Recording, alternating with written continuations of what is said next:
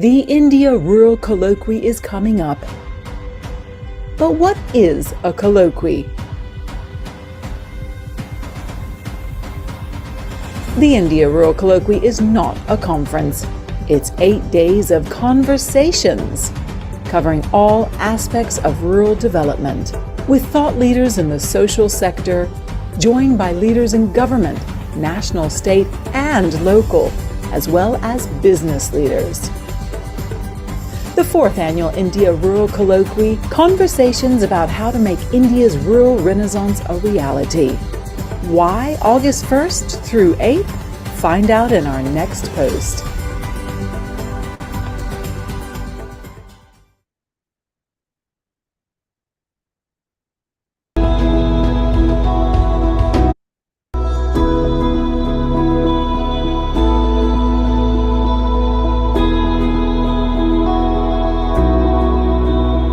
हम 47 को जब पहुंचेंगे, हम दुनिया की नंबर 1 और 2 इकोनॉमी में पहुंचेंगे साइज में। और दुनिया हमको कैसे दिखता है?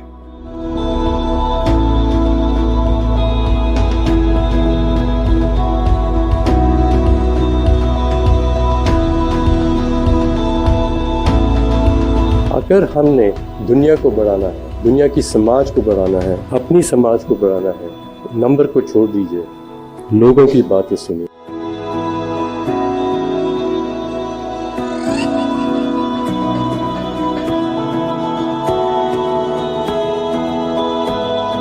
The pyramid of aspiration has become flat. Today, a 15-year-old son of a very rich person and a poor person's son in a very remote village have the same dream. It is not as if rural India has to migrate and the share of urban population has to increase. It can well be the case that rural India gets well connected.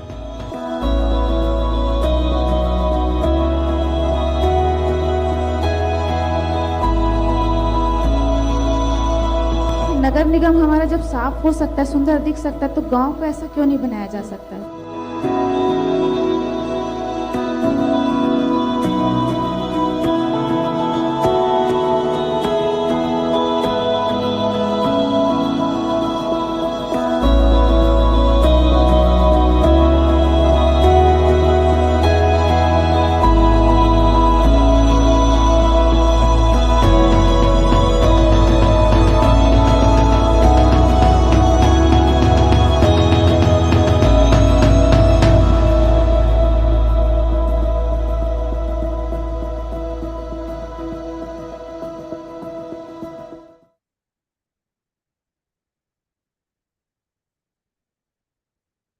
As India progresses into the 21st century, Transform Rural India is passionate that no one should be left behind. There are 100,000 stranded villages in India where marginalized people don't have the same opportunities or chances to succeed as many of us do. We want to change that. But we recognize intergenerational poverty is a multi-headed challenge that can't be tackled with a single siloed focus. That's why TRI is a multi-dimensional solution design practice. We don't specialize in one area. We have a team of specialists, of practitioners, in all the vital areas of rural development.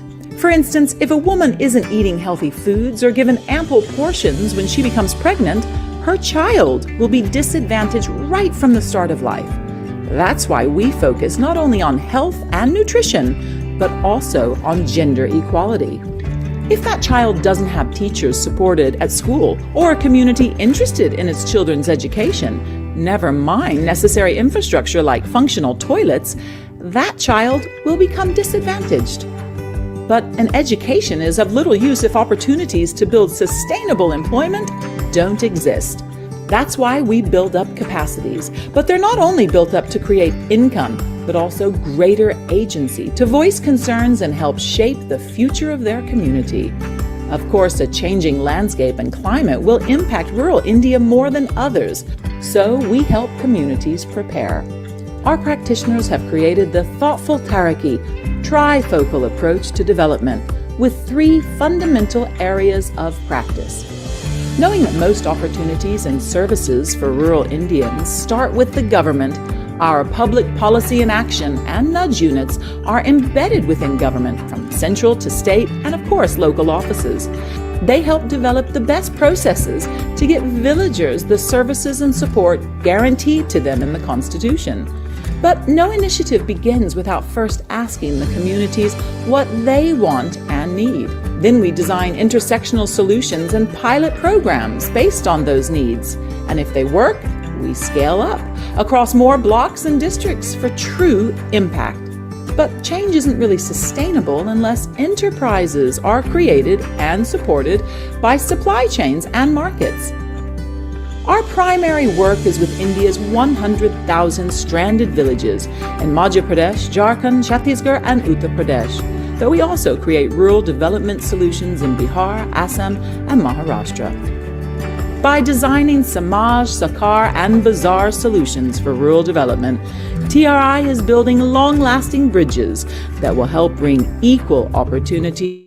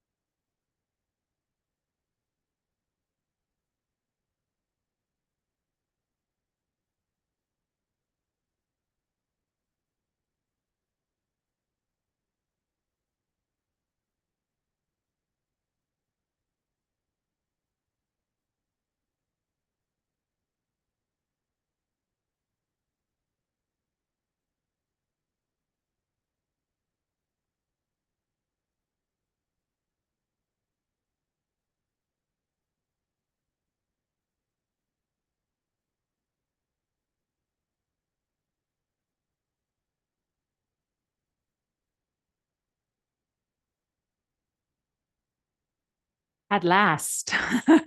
You guys have been incredibly patient. Really appreciate that. As we are anticipating lots of interesting things today. And we're so happy that you're here to join us for the 5th day of the annual India Rural Colloquy. It's the most comprehensive series of conversations and events about rural India. And when I say comprehensive, I mean 8 days and 5 states, which you have to admit is pretty impressive.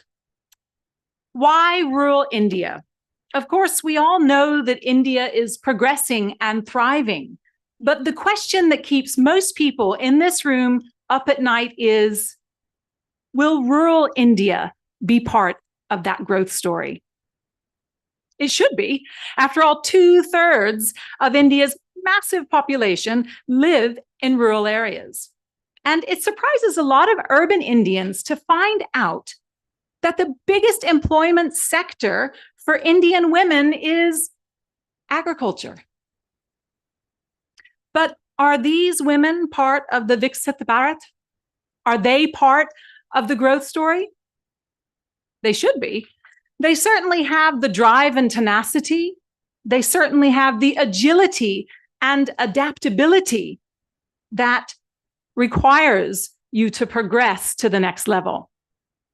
In fact, their dreams and aspirations are at the heart of this organization, Transform Rural India, and many organizations in India, who are full of people who work tirelessly to help empower rural women to have the same opportunities as their urban cousins. And while a multidimensional approach to rural development is essential to create real systems change in rural India, without a doubt, one of the most crucial pieces to that puzzle is employment, money, stability, and the dignity that comes with having a secure and sustainable livelihood. And helping both rural women and men at an early age find sustainable employment and even a self-starting enterprise is essential. And that's why we're here today. And that's why the India Rural Colloquy 2024 has commissioned and is releasing in just a few minutes a vital report on the state of rural youth employment. And it's not only insightful, but some of the findings might actually surprise you. So we want you to sit tight as I now invite some wonderful people to come up to the stage, please. First, I would like to invite the co-authors of this report, Anu Mehta, who is not just the co-author, but is the part of the Global Development Incubator and heads the work at the Global Opportunity Youth Network, which was co-created by the Aspen Institute, a think tank, and the GDI, connecting young people to dignified employment. Anna, would you please come up, and can we give her a round of applause?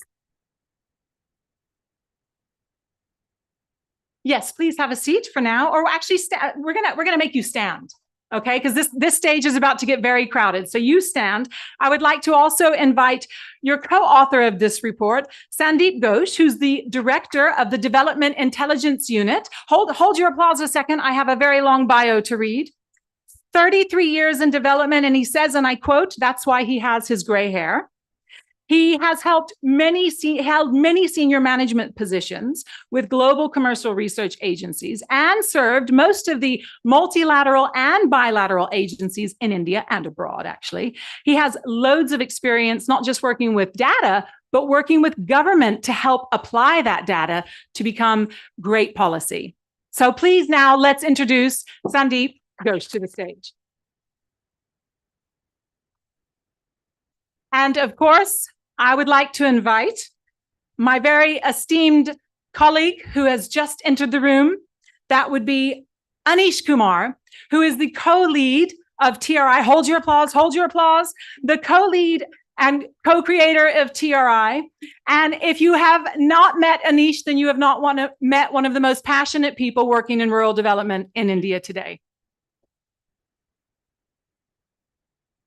And they would like to introduce and bring onto stage all the people that helped write this report and research on this report. So please, would the other people responsible for this wonderful report come to the stage and let's unveil it.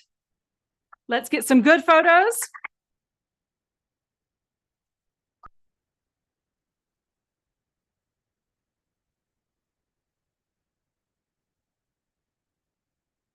Peter, you're not coming, huh?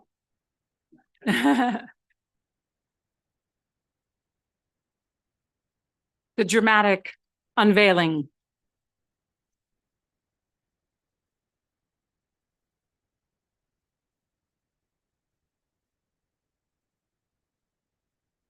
Thank you. Once all of them are unwrapped, let's, can I take a second?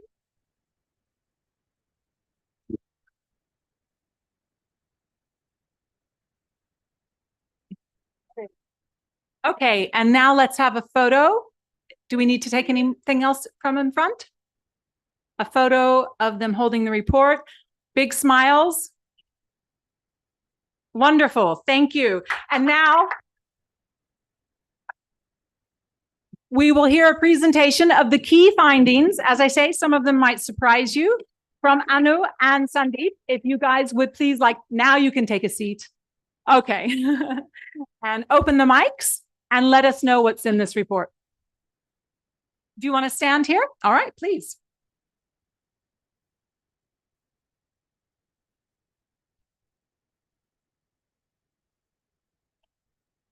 I'll just quickly set the context before I hand over to Sandeep to go over some of the data. The reason we did this report is that youth employment and including young people in the workforce is not only an Indian opportunity challenge, it's a global opportunity and challenge. We have many, many young people. It's peak youth population globally. We have young people that are increasingly being affected by changing climate, conflict, etc., that are affected and hence have to drop out of the workforce. Also, nature of work is changing, etc., etc. So that's kind of like the global context. If we zoom in on India, we also have the youngest working age population here. We have a growing economy, but young people are disconnected from that growth. And how do we make sure that young people are part of this growth story is the big question that we have to answer. The first step is really to listen to young people themselves and to understand what they want, what their challenges are, what their aspirations are, what they feel that they need in order to be able to succeed in the workforce. And that's essentially what we've tried to do over here. I will, with that, hand over to Sandeep to talk about a little bit of the report and some of the findings that we've come across.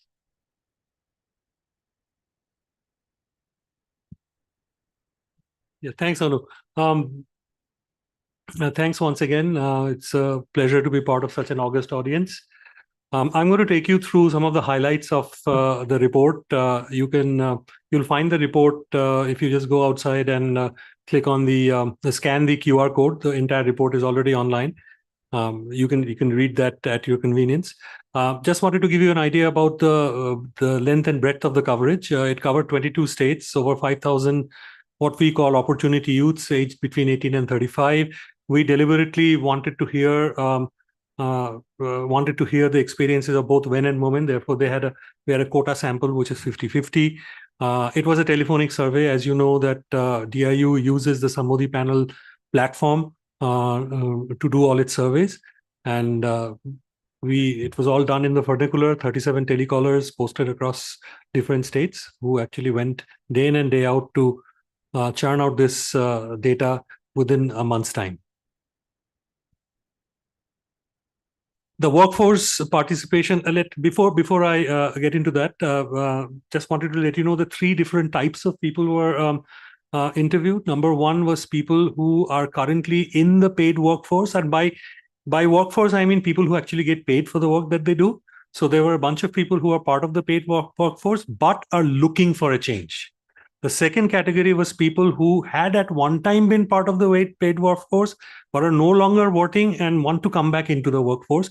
Typically, there could be a lot of cases who used to work, had got married, discontinued work, or discontinued work because of their children and wanted to come into the workforce again. And the third category was first-time entrants into the workforce who had never worked before. Again, most of the analysis is broken up not only by gender, but also by age, looking specifically at the 18 to 25 age group and the 26 to 35 age group. As you can see, intuitively, it was if you can see the dark blue color, you can see most of the male in the sample were, the sample was heavily skewed in people who were participated at one time or are currently participating in the workforce. Most of the male were in that category. Unfortunately, this is the reality in India, where there is a huge amount of disguised unemployment. In any case, there's far few women who are part of the paid workforce to begin with.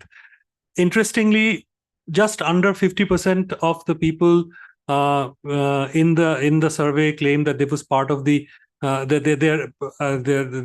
primary income of their household was agriculture. As you will see later on, I don't want to jump the gun here, but not many people whose primary income comes from agriculture actually wanted to remain in agriculture. A lot of the parents who are in agriculture were not looking at agriculture as an option even for their children. Some of the main and key things which a lot of these youth talked about in terms of them entering the workforce, the barriers that they talked about as lack of financial and moral support from family.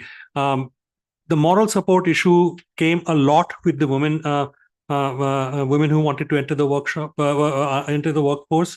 A lot of them, one of the biggest barriers that they felt was the previous generation, their parents, their grandparents, putting a barrier saying that we don't really want you to go out there and join the paid workforce.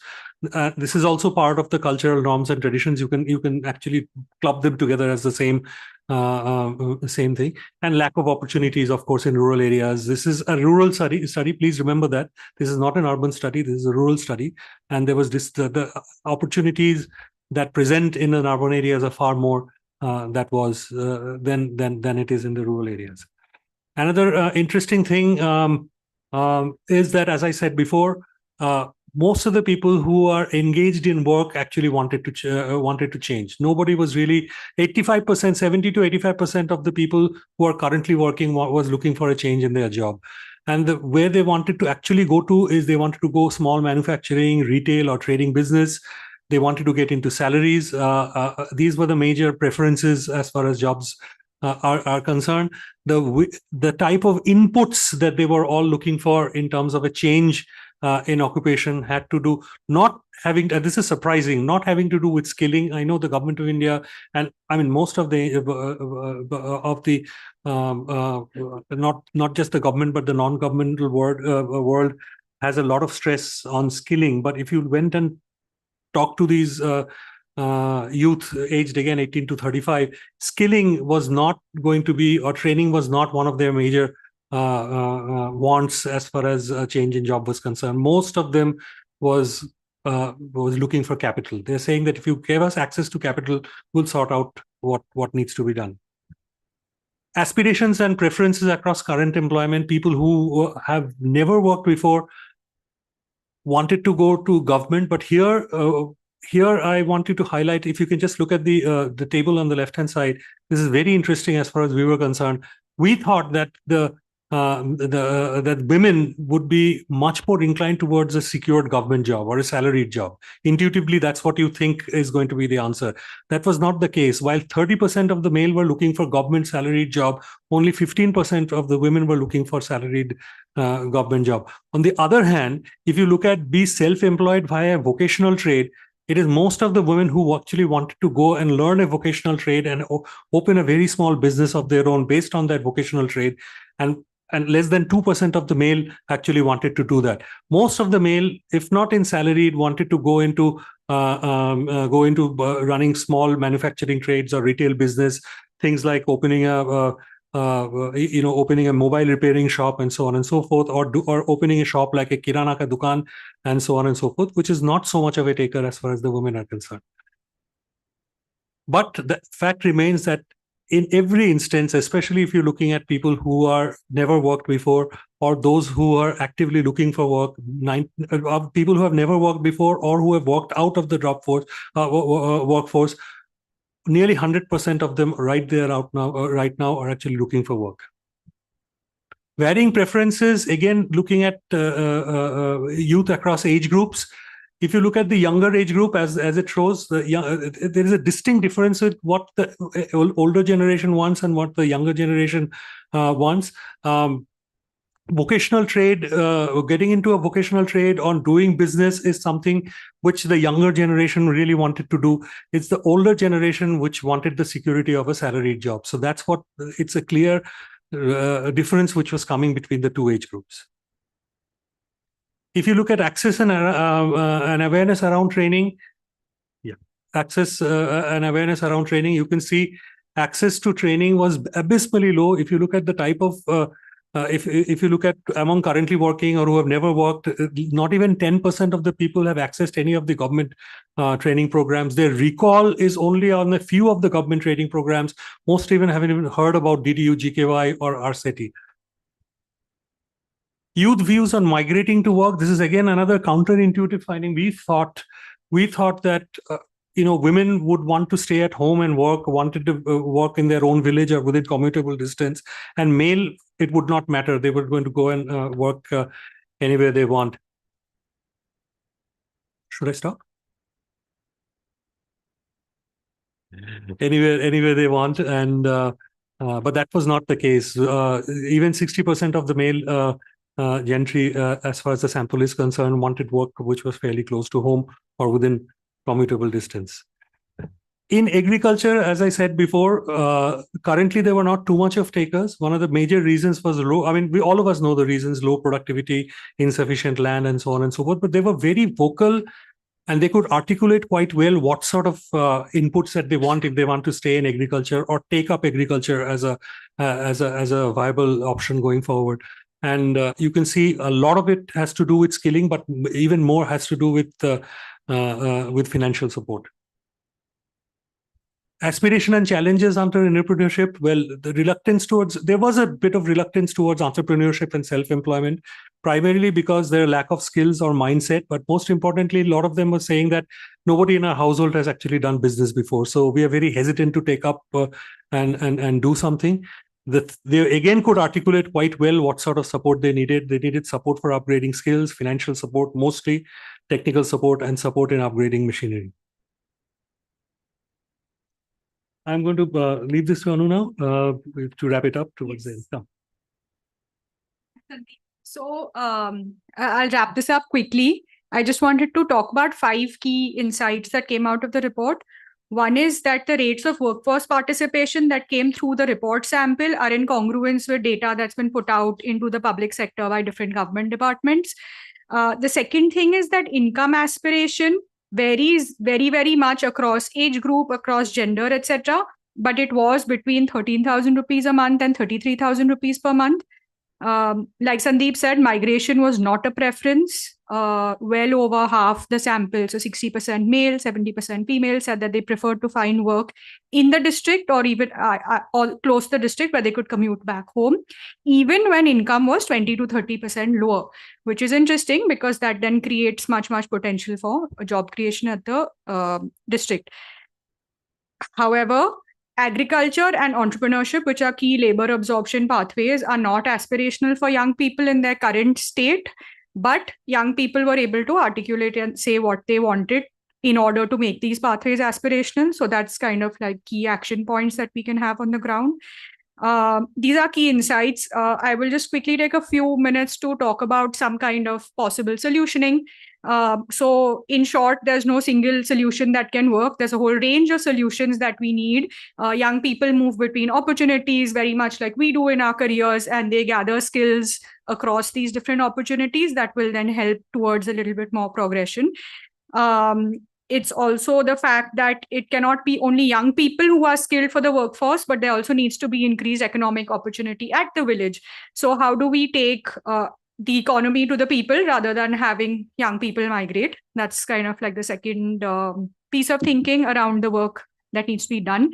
The fact also that district is a actionable and measurable unit of change, and that we need many different types of things. We need convergence. We need to think about future of work, key sectors, cross-cutting themes.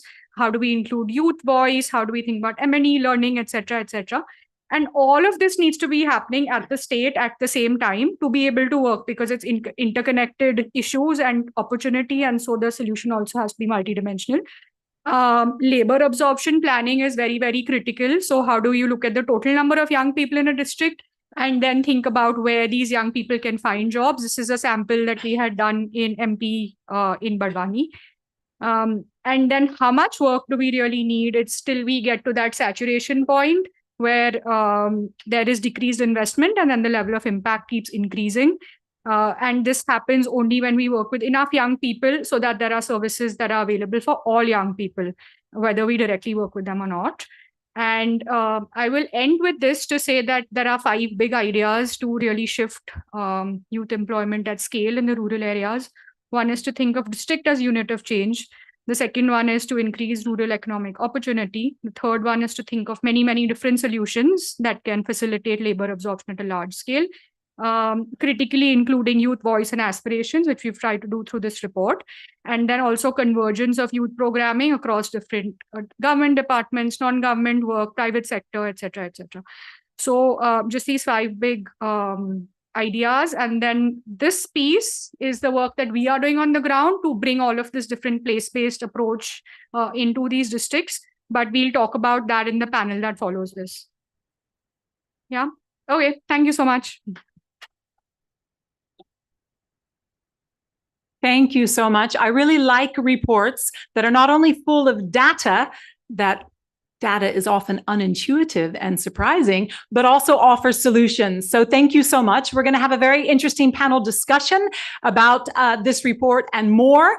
After we have, with no more hesitation, our keynote speaker, where we're going to dig into the aspirations and challenges facing young rural Indians and how we can better tap into their talents and help India reach the potential of its great demographic dividend. And so it is our great pleasure to welcome as our keynote speaker, Dr. V. Anantha Nageshwaran, a distinguished economist and author who's been serving as the Chief Economic Advisor to the Government of India since 2022. Dr. Nageshwaran brings a wealth of experience, both from the academic and corporate sectors, having held significant roles from the Global Chief Investment Officer at Julius Baer's Bank and the Regional Head of Investment Consulting and Global Strategist at Credit Suisse in Asia. He's also served as the Currency Economist at UBS. His academic contributions are also notable, having taught microeconomics at various prestigious institutions, including IIM and Korea University, where he is a distinguished visiting professor. And as if that's not enough, when he has time, he also is an author and a columnist, including a weekly column, no less, for Ment, and co-authoring several influential books like The Rise of Finances, Causes, Consequences, and Cures, and The Economics of Derivatives. Dr. Nageshwaran, welcome. Thank you so much. And we would like you to have a seat. We are just going to remove the chairs very swiftly so that there is only one of you. Which do you prefer? Standing? Okay. Then please watch your step.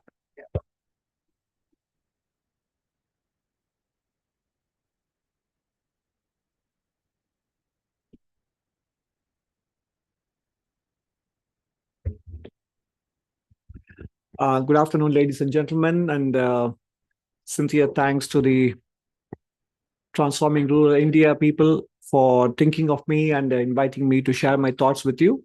I haven't had the chance to go through the report yet because it is not formally launched, and I saw the last few slides, and I think they were quite relevant.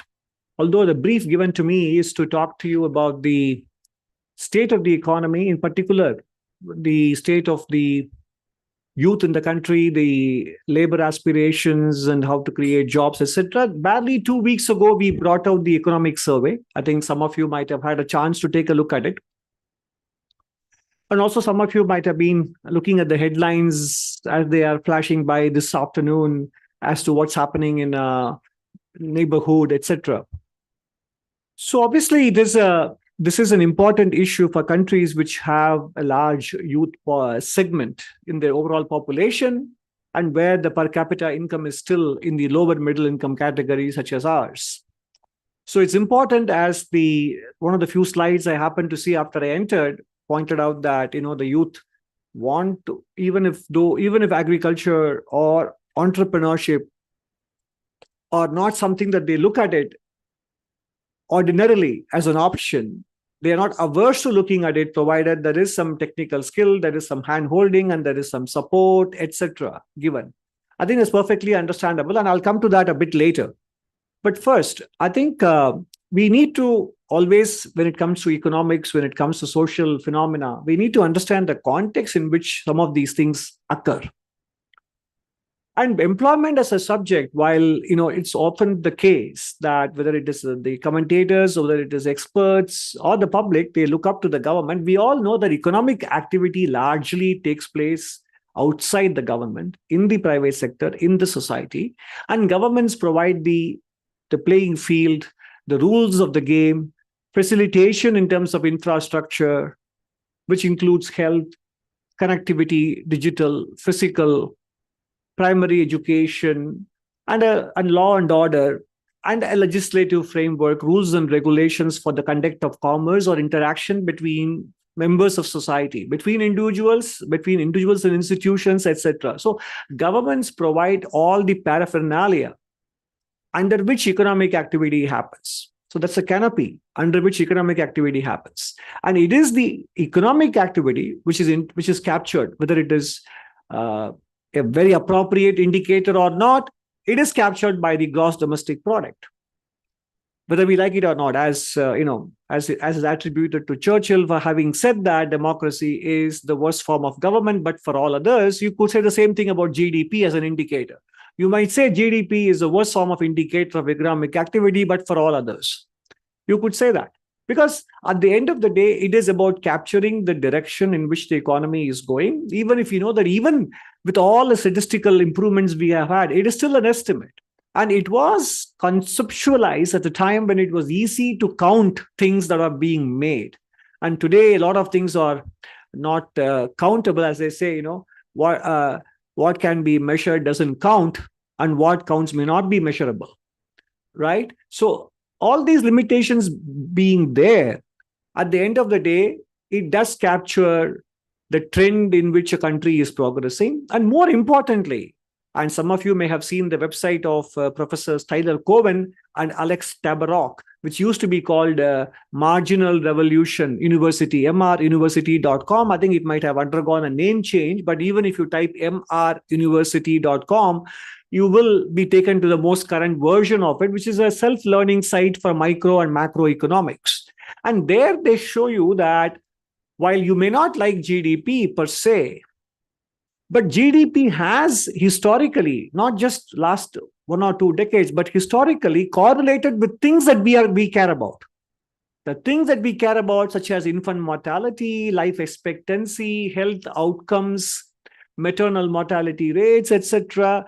Many of these things, or even for that matter, happiness, all these things do indeed correlate with GDP. So you may not like GDP, you may appreciate its shortcomings, all that is well accepted.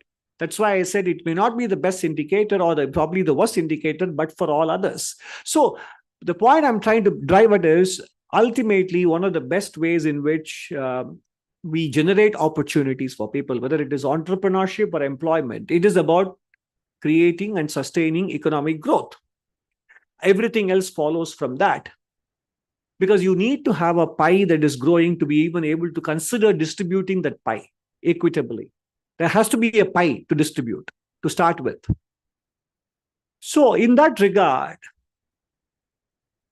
let me just take you back a couple of decades. Early part of the new millennium, there was coming out of 9/11, coming out of the technology sector, which burst forth spectacularly in the late 90s, internet, telecommunications, media, and then the stock market, associated stock market bubble burst in the US, as it may be happening right now as we speak. With respect to artificial intelligence or the chip sector at the moment, different points in time, you always have different fads and fashions in the stock markets, and they do come and go. And human beings always are prone to repeating these cycles, no matter how much we learn about them or read about them, but because memories fade, and that is both a good and a bad thing. Otherwise, human beings will either wallow in too much pessimism forever or too much optimism forever. So anyway, the point is, at the beginning of the decade, we had this collapse of the technology sector bubble in the stock markets. 9/11 happened. And then, of course, the US went into Iraq, etc. But then from 2003 onwards, there was a sustained global economic boom, partly a result of low interest rates in the developed world, but partly due to many other factors. BRICS became a fashion. People thought India would take over from China in terms of being the global growth engine, etc. And we did grow at 8 to 9% per annum for about 5 years. And then the 2008 financial crisis happened. In between this period of high growth in India, banking sector, developing countries traditionally rely on banking sector for its growth, financing growth.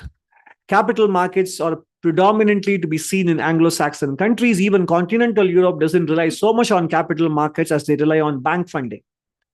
So what happened was India's bank assets as a percentage of GDP was languishing between 25 to 30% of GDP between 1980s and 1990s. Suddenly, in the 2000s, in the first decade, it jumped from 28% of GDP to 56, 58% of GDP in 1 decade. So imagine a ratio doubling within a decade.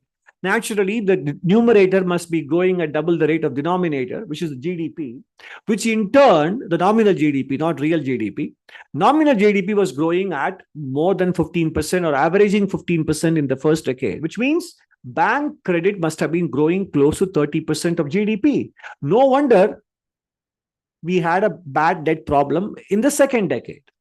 See, it's one thing to say that a child which is 8, 9 years old has a growth phase which would last until he or she turns 18, but you can't compress that growth phase into a few years. It needs to take that 9 to 10 years for it to get to the height and the weight and the size that would be expected of that particular age. So no matter how small the banking penetration was, it couldn't be compressed into one decade. And that is why we had a bad debt problem. What it led to was corporate balance sheets also were overstretched. Corporates had overborrowed because there was a lot of optimism about where India was heading. Therefore, there was multiple factors were at play, but even more, without attributing any malafide anywhere, you can simply say that there was overestimation, over extrapolation of the growth prospects and their longevity. Naturally, therefore, investments went bad. So employment prospects also came down because manufacturing and manufacturing-oriented exports also languished. And post 2008, despite the rest of the world cutting interest rates down to zero in the US, Europe, and UK, Japan, Canada, etc., somehow global growth and global trade did not pick up as much as we would have liked it to. So apart from technological factors, which always compete with labor, what is the capital labor share of GDP is always an eternal question. And people, as they say in society, what is the golden rule? The one who has the goal makes the rule. That's the golden rule. So in that sense, capitalists have the capital, and therefore they decide how much they want to deploy capital, how much they decide to deploy labor.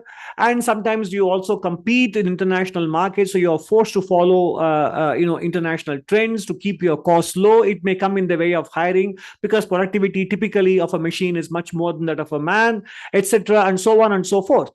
So in the second decade, we had a problem with balance sheet repair in banks and the corporate sector, which was one of the factors, apart from technological changes that were happening, that led to a lower employment elasticity in India, in the manufacturing sector. As one would expect, India's agricultural employment was declining, which is what we all expect from a growing economy, transitioning from primary sector to secondary to tertiaries. From 2006 onwards until 2019, agriculture was shedding jobs, manufacturing was not adding jobs, which means services was picking up all the surplus labor coming out of agriculture. Then came COVID. That lasted for 2 years. In general, you saw a lot of reverse migration as well happening from urban to rural because economic activity was restricted here. And more importantly, women entered the labor force quite strongly and significantly in rural India in 1920, 2021, and so on. Now, in the last 3 years, employment has indeed begun to pick up. Now, why did I narrate to you in the last few minutes the story of the 2008 financial crisis and the banking crisis that followed, and then the COVID? So when we analyze whether the Indian economy is creating adequate jobs or not, we should not lose sight of the fact that we have come out of 2 successive shocks, both of which were fairly significant. One of which lasted nearly a decade to clean up, which is the banking asset problem and the financial sector problem. And the second, of course, is a once-in-a-century global pandemic, which many countries are still grappling with. Either it is the huge budget deficit, whether it is the huge corporate sector deficit, or high inflation, or lost years of schooling. We have some of these challenges, but luckily not all these challenges as many other countries are facing. Today, you look at the United States, for example, the budget deficit is 6.7% of GDP in 2024, even after 3 years after the COVID ended. And naturally, that has got its own implications. So whether or not India has become structurally different when it comes to creating jobs cannot be understood without accepting the big role played by these 2 major shocks, the banking crisis and the pandemic shock. Because many other factors that influence employment generation, which is technological change and culture and the attitude towards entrepreneurship, etc., they exist at all times. Those are common factors across societies, across countries, over time. But these were 2 specific idiosyncratic shocks.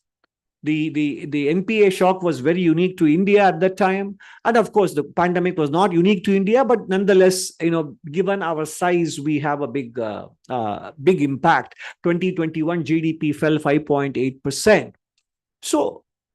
So therefore, I feel a structural pessimism on India's employment generation capability is not warranted, because we need to separate these two temporary shocks from the structural drivers.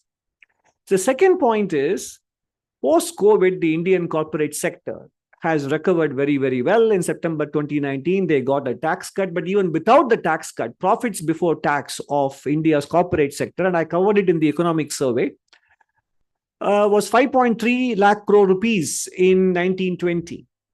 According to the Center for Monitoring Indian Economy, about a sample of 30,000 plus companies, their profitability was 5.3 lakh crores.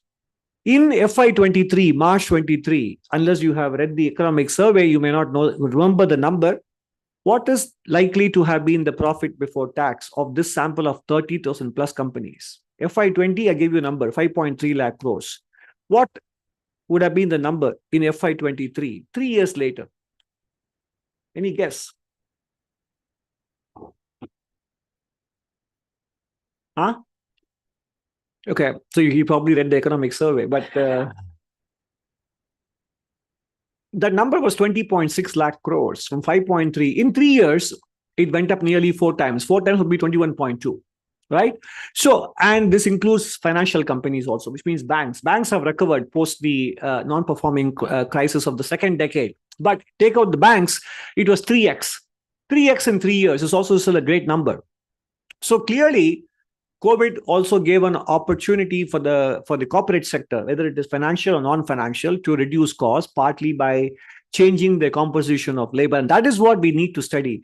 Did COVID by any chance contribute to actually a return to informalization of the labor force? That is something we need to get more data and see if that happened. Because this phenomena of gig workers is something that we need to understand a lot more. If so, we need to address it, because it does lead to certain lack of protection, social security, etc. Because evidently the corporate sector is doing very well. I mean, if you look at the headlines in the course of June, you would have seen that the Indian corporate sector profits at a 15-year high, and the financial sector, banks' net interest margin, that is the gap between the interest they receive minus the interest they pay for their funding, net interest margin is also at a 10 to 12-year high. So evidently, financial and non-financial sector companies are doing well.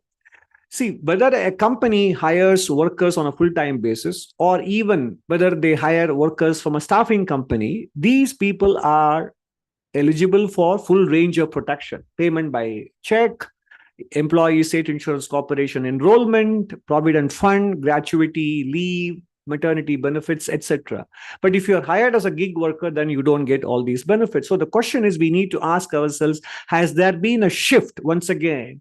While we were getting formalized, while we are bringing many companies, small, medium, micro, into the formal sector so that they get access to finance, etc.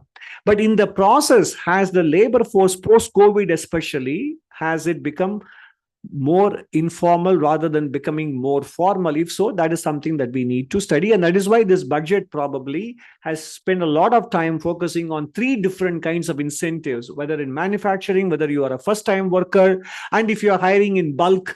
For every one of them, the budget tries to provide some reduction in cost, either through reduction in the contribution of provident fund or the first month of wages, etc.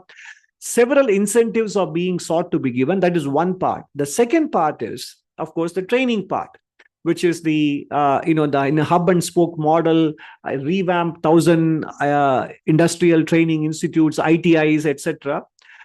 But sometimes we also have to take a look at 2 iron laws of public policy, which is, one is that there is always a law of unintended consequences, and the second law of public policy is that the road to hell is paved with good intentions. And just a couple of days ago in the United States, there was a paper that's been released based on a pilot study done in 2 states. I forget which states they are. And they are showing that something similar to a universal basic income, which was implemented in those states, actually led to a lower willingness on the part of the labor to offer their supply. In other words, you are happy with what you are getting in terms of the payment. You don't want to. So when you talk of unemployment, you must also try to find out how much of it is involuntary, how much of it is voluntary unemployment. So when we try to give support, this is something that is very well known in Europe. In fact, the Europeans had such a very extensive welfare system that there have been studies already done in the 1990s and 2000s that spoke about their impact on willingness to work or willingness to offer oneself for paid employment. If you're going to get 80% of your wages for 3 years, and then that is when they brought in some kind of term limits on some of those benefits, etc. So that is the other part we need to study. One part I mentioned was we should not consider this as a structural problem, given the two shocks we faced. The second point I alluded to was whether post-COVID there is a tendency towards informalization. And the third part is whether some of the well-intended benefit schemes and welfare schemes have a certain behavioral consequence in terms of willingness to offer the supply of labor on the part of the youth. The last point I would make is when it comes to skilling and training, and I think they pointed out that agriculture isn't something that many youth are considering as their preferred vocation.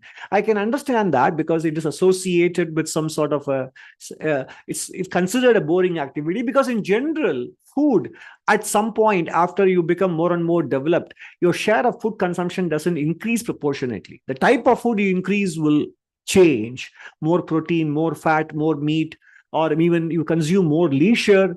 You will expand your wardrobe, consumer durables, etc. But naturally, food as a share of your expenditure will not rise proportionately. That is why in the consumer price index for developing countries, food constitutes 40 to 50%.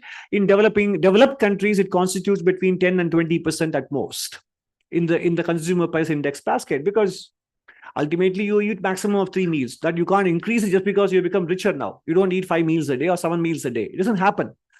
So, in general, therefore, agriculture, people know that they feel it is not a sunrise industry because there is a certain cap to it naturally as you become developed. That doesn't mean, while a share of GDP goes down, it doesn't mean that it becomes less important or less consequential. Ultimately, it is a necessary input for our survival. But more importantly, in today's world, and that is where institutions like this and even policymakers or the private sector must think about is agriculture something that we need not to consign it as an industry or a vocation of the past, but actually a vocation of the future? Why?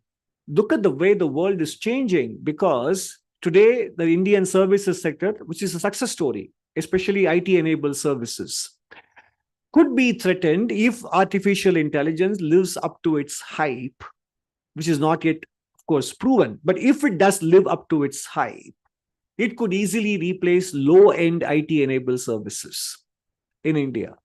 So therefore, while some highly skilled youth may be able to participate still and coexist with AI or even take advantage of it, and some of the global capability centers could be still thriving in the presence of AI, many other services which were outsourced to India could very easily be done by AI in the respective host countries instead of the work being shipped to India. So that is one possibility. Low-end IT-enabled services may come under threat. Second aspect when it comes to manufacturing, and this is what the survey talks about as well, is that you have a looming presence of China. I mean, back in the 1960s and 70s, when the rest of East Asia, like Japan and then Singapore, Taiwan, Hong Kong, Korea, grew and became developed countries in one generation, they did not have the size and the scale that China has today, which they have spent 30 years building up, so much so that they are indispensable in anything. In fact, one of my good friends, Mr. Neelkant Mishra of the Axis Bank, he wrote an article about a couple of weeks ago. I think you could search for it. China plus 1 equals China. And there is a message in that, right? I mean, you can't, if you want to plug yourself into the global supply chain, you first have to plug yourself into China's supply chain or plug China into your supply chain before you consider becoming part of the global supply chain for manufactured goods. That's a reality. Or for that matter, you take energy transition, renewable energy, electric vehicles. You depend on inputs from China, whether it is graphite, whether it is lithium, nickel, or for that matter, silicon wafer or silicon wafer making equipment. If you look at the trade components of India's bilateral trade deficit with China, we import a lot of capital goods, not final goods, capital goods, without which you can't produce. So, in other words, manufacturing forever faces this looming presence of China. And this is a problem, again, not just faced by India, but faced by many countries, except that we have a population which is far bigger in the world, biggest in the world. So in that sense, the scope of the problem is much more gigantic for us. And other countries might say, well, they had their heyday in the past in manufacturing. UK or the US or continental Europe or Canada, and today they might have lost it to China and they may be trying to reclaim it back. But whereas we never had a heyday in manufacturing. In the 60s and 70s, we lacked the infrastructure, and many of our manufacturing enterprises were hobbled by government rules and regulations and restrictions. And now today we have created the physical infrastructure quite a bit, still a long way to go, but clearly there is advancement visible to our eyes. And at the same time, we also have sort of addressed the ease of doing business. Again, a lot of work that remains to be done, but much visible progress is there. In spite of all of that, simultaneously, the presence of China has expanded. The second reason also we need to think about manufacturing and services, whether will they be as strong drivers of growth as we would like them to be, is because post-2016, post-COVID, the number of trade restrictions, formal and informal, tariff and non-tariff, have expanded like anything. So trade restrictions have proliferated across the world.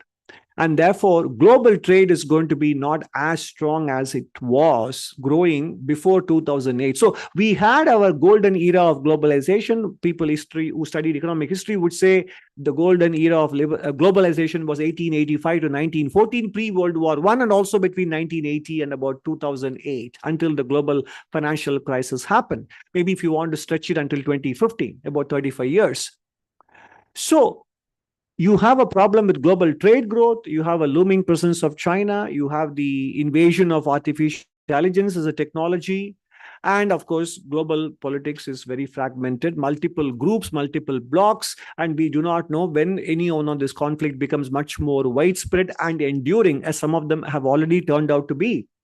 One is more than 2 years old, one is almost more than 9 months old now, etc. So, and given all this, we don't have the luxury of excluding any sector as our contributor to growth. And that is what I'm coming to, which is to say that therefore, agriculture should actually be an engine of growth as well. Productivity global average, let alone global best. And there are value-added activities related to agriculture, storage, cold chain storage, whether it is processing, whether it is diversification into cash crops. I mean, today there's an article in Mint about how tur dal, production is declining, and the net irrigated area dedicated to tur dal is extremely low, and it's dependent on monsoon. Look at the monsoon performance this year so far until August 5th. You have 36 monsoon subdivisions, only about 14 normal, the balance 22, either excess or deficit. And normal itself is considered to be plus or minus 19% on either side. So if you have to be in excess, it should be lower than 19%. And if it is excess, it is more than 19% excess. Both of them are not good for your crop yield. Therefore, what are the things we can do to restore our water resilience? All these activities actually can be very exciting, and they are the founding pillars and foundations of society to thrive. I mean, you may be able to thrive without technology, but you cannot thrive without water, and civilizations have perished because of water. So in that sense, the fundamental basis and the fundamental justification or rationale for agriculture cannot be overstated in a world which is marred by political developments and marred by rapid technological change and the presence of a very large manufacturing player like China, etc. Therefore, agriculture has to be brought back into fashion. And if people say we are open to being persuaded, provided we are handheld and we are given some technical support, that is where I think, not-for-profit organizations, academic institutions, and even industry have to collaborate together. Okay. And then even for entrepreneurship, there were some comments made here in the survey saying that, look, give us some training, because this is not something my my forefathers and grandfathers and fathers did. And even with entrepreneurs who already are in business, what you realize is that they don't need formal education for 2 years. They don't need an MBA. They just need to know, because most of them know their customer. They have inherited the business from their parents and the grandparents. So they know the market, they know the product very well, more than anybody else does. What they need is, how do I distinguish between my capital and the business's capital? How to separate the two finances? And what does it mean to reduce my working capital by 1 day or 2 days? What does it mean? How does it translate into saved interest cost? And human resource management, motivating, hiring, retaining people, etc. Those are all the areas in which they need focused, tailor-made training. And if those kinds of training are given, it need not be for 6 months. It could be even for 1 week, or it could be 2 weeks, or 1 or 2 months spread over the weekends or whatever. The payoff for such training is manifold. The multiplier effect of such training is like equal to the profit growth I showed you about. I talked to you about the corporate sector's profit growth. It could be 3x, 4x kind of benefit. So in that sense, the picture of India's employment, and we in the economic survey also talk about the amount of jobs we need to create every month, every year. We estimated it. The calculations are put in the public domain. You can download the spreadsheet, look at assumptions, and you can impute your own assumptions and come to your own conclusions. But we have stated how we got our numbers. We think it's about 8 million jobs a year. And based on data that we have, we believe post-COVID, that many jobs are being created. But the question is, what kind of quality of jobs? Are they gig workers? Are they informalized work or more formal work? That is what we are also trying to gather more data and talk to the corporates. That is why the economic survey says, going forward, we need a compact. We need a compact or an agreement, grand bargain, so to speak, between industry, government, and there the word government stands for governments around the country, local, state, and the union, not just one governments in Delhi, and academia in terms of preparing the youth. So what should governments do? Ultimately, this may sound like a philosophical statement, but it is a practical statement. Each one of us, when it comes to GDP growth or employment generation, cannot control the ultimate outcome because it is a function of technological change, cultural change, people's attitudes, willingness to offer their services to work, etc., which you cannot control. But what can governments around the country do? Deregulate. Lift the heavy hand of the rules and regulations and compliance on our businesses, especially small and medium and micro. And we have given some examples in the economic survey.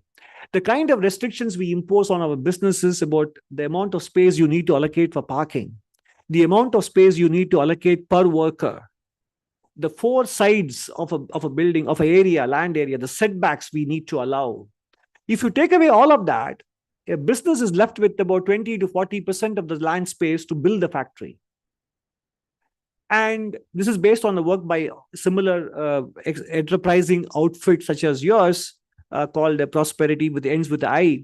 And they looked at 10 states and they found that the state of Haryana has slightly more progressive rules in this regard. And even if the rest of the country moves towards Haryana levels, the amount of land that will be released for actual factory building will be much more. In which case, the per unit cost of production will go down.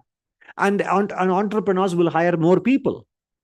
So each outfit, each entity in this compact, in this grand agreement, in private sector and government, must think about that they can do. Government's point of view, it's about especially at the local and state government level. What I call the LIC, divesting from the real LIC. The real LIC is licensing, inspection, and compliance. That is the real LIC. That is the real divestment that needs to happen. And from the industry side, they need to ask themselves, it may be good enough for me to generate profits by substituting capital for labor. But in the medium run, I need society to be stable and I need to generate the demand, the purchasing power in the people. Without that, I'm not going to be able to survive with my profits. So there is the horizon that needs to be kept in mind. What is the relevant horizon for my profits optimization? It is next 2 years, 3 years, or 5 years, or much longer. And social stability is a sine qua non for your commercial success. So that is and willingness to invest in R&D, research and development. These are the asks, or these are the things that the industry must ponder about. And academia is always about collaborating with the industry, collaborating with economic agents, and making yourself relevant, especially from the point of view of livelihood generation in the country. And what about the people themselves? Understand how the world is evolving and not have preconceived notions of which sectors I want to participate in, and be able to appreciate where the opportunities lie. And today, for example, in Brazil, I understand that the youth are taking to agriculture in a much more rapid way than they were used to. So agriculture or farming has become fashionable in Brazil. That is what we need to find out, how they are doing it and what is it that we can replicate if we can. Okay.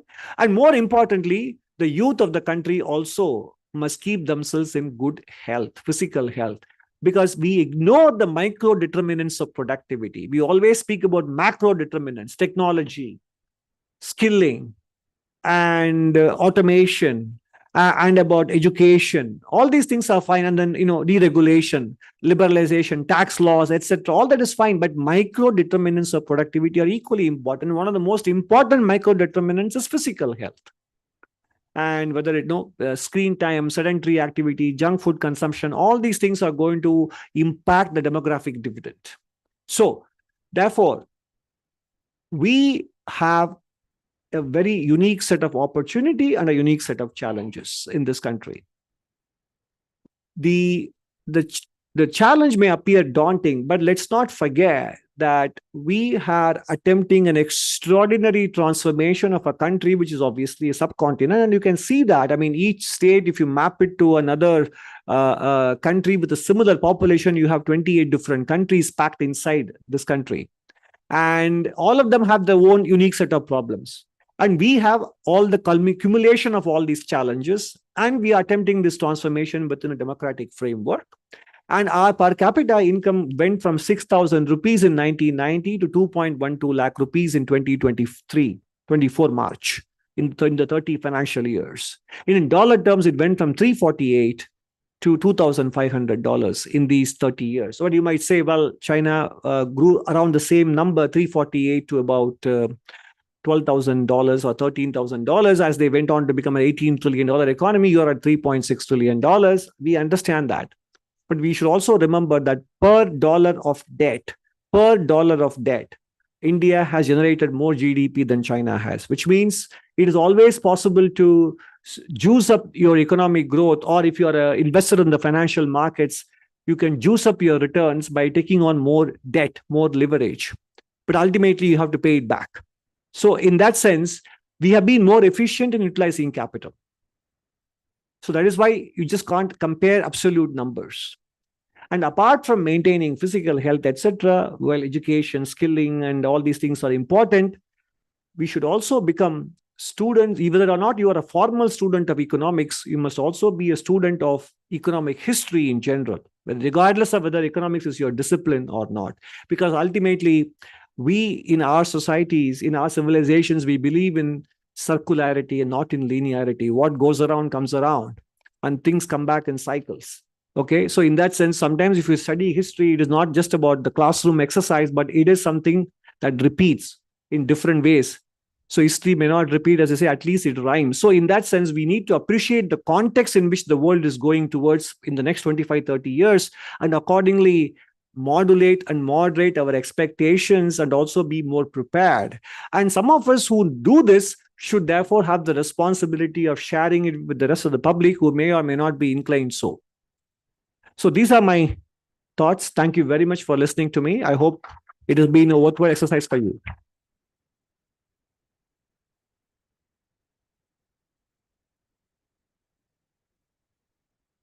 Would you like to have? Yeah. Wow. I feel like I've just had a fabulous big lunch of brain food. I don't even know where to begin. I'm not going to attempt to summarize everything because you did such a wonderful job as an economist, talking in very real terms that I think most of us understood so well. So thank you for being such a fabulous communicator. It was great to have a little dive back into 2008 and the sort of the trauma of that, and look at the shock of that and COVID, and go back into history a little and get that. I liked a lot of your pithy phrases too, with the road to hell is paved with good intentions, and but the add-on that you gave to that.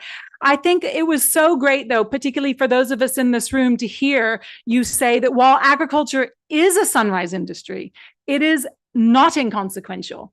And that because we have an expanding presence of China, that is why we shouldn't write off agriculture. And you gave some wonderful advice about what we need to do as a society and as different organizations, building government, building strengths to do that. So I would, there's so much more I could say. I really enjoyed hearing this, and I'm sure that there's a lot of people that want to ask questions too. So if there are people that have questions, and maybe we can have someone from our team take microphones around. Raise your hand for those who have questions.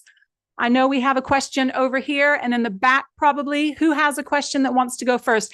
And question being the operative word, more than, of course, a monologue. So who would like to take the first question? Okay, over here.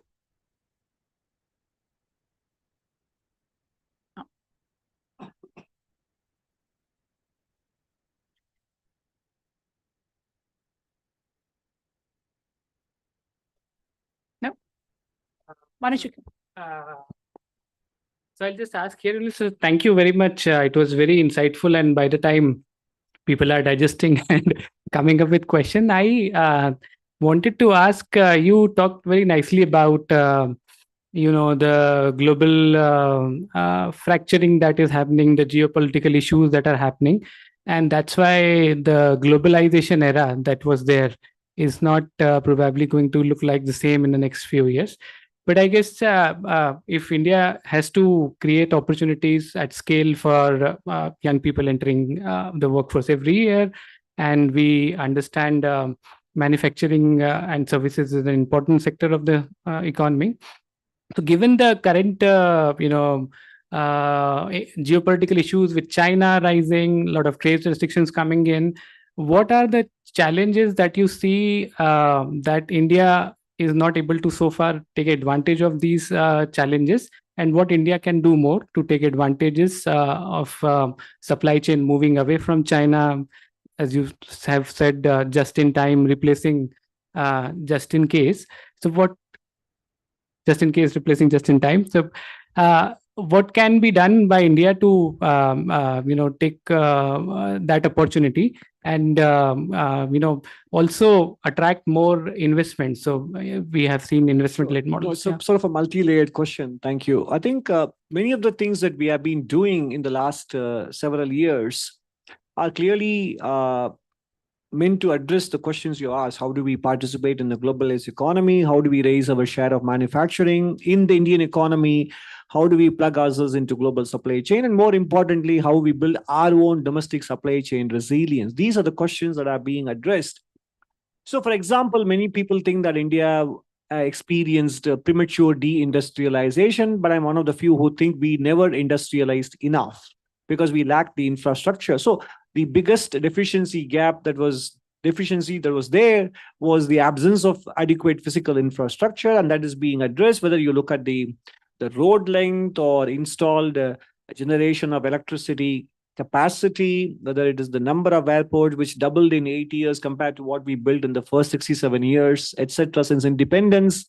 So those are all the markers. And apart from the digital infrastructure that has now become a pretty important achievement of India, built on Aadhaar and built on financial inclusion, Jan Dhan Yojana, etc. So what more needs to happen is clearly, that is exactly what my remarks were about.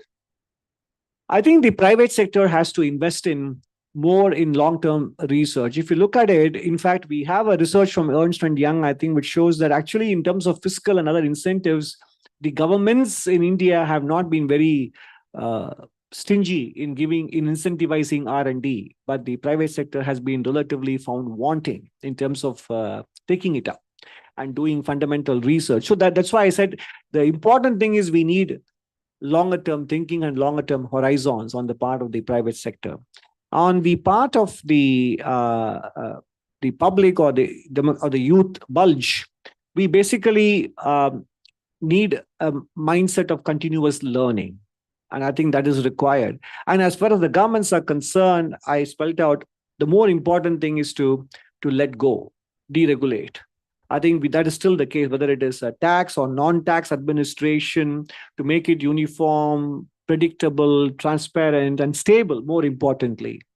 And when it comes to farming sector, in fact, Chapter 5 of the Economic Survey does have a special 4-pager, a box item, so to speak, on what can we do to make farming more productive and more a remunerative and a worthwhile activity for farmers. So there are many suggestions that are there in Chapter 5 of the Economic Survey related to your question.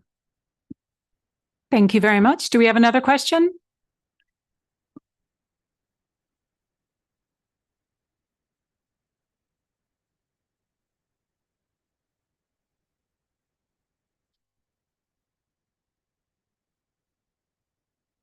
At least, see, ultimately, like in everything else in life, it's about finding the right balance between the two.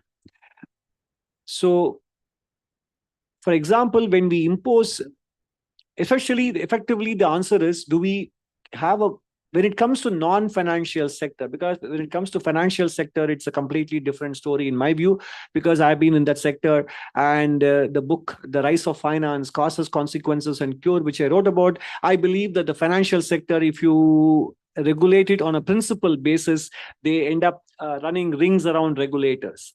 Okay, so that's separate. But when it comes to non-financial sector, manufacturing or services, principle-based regulation, rather than being extremely prescriptive, will be helpful. And I think we still are extremely prescriptive, whether it is state or local governments, etc. Because that is one of the things we have mentioned in the economic survey. Many of the low-hanging fruits of economic liberalization have been plucked already at the union government level. Much more needs to happen at the subnational government level, state and local.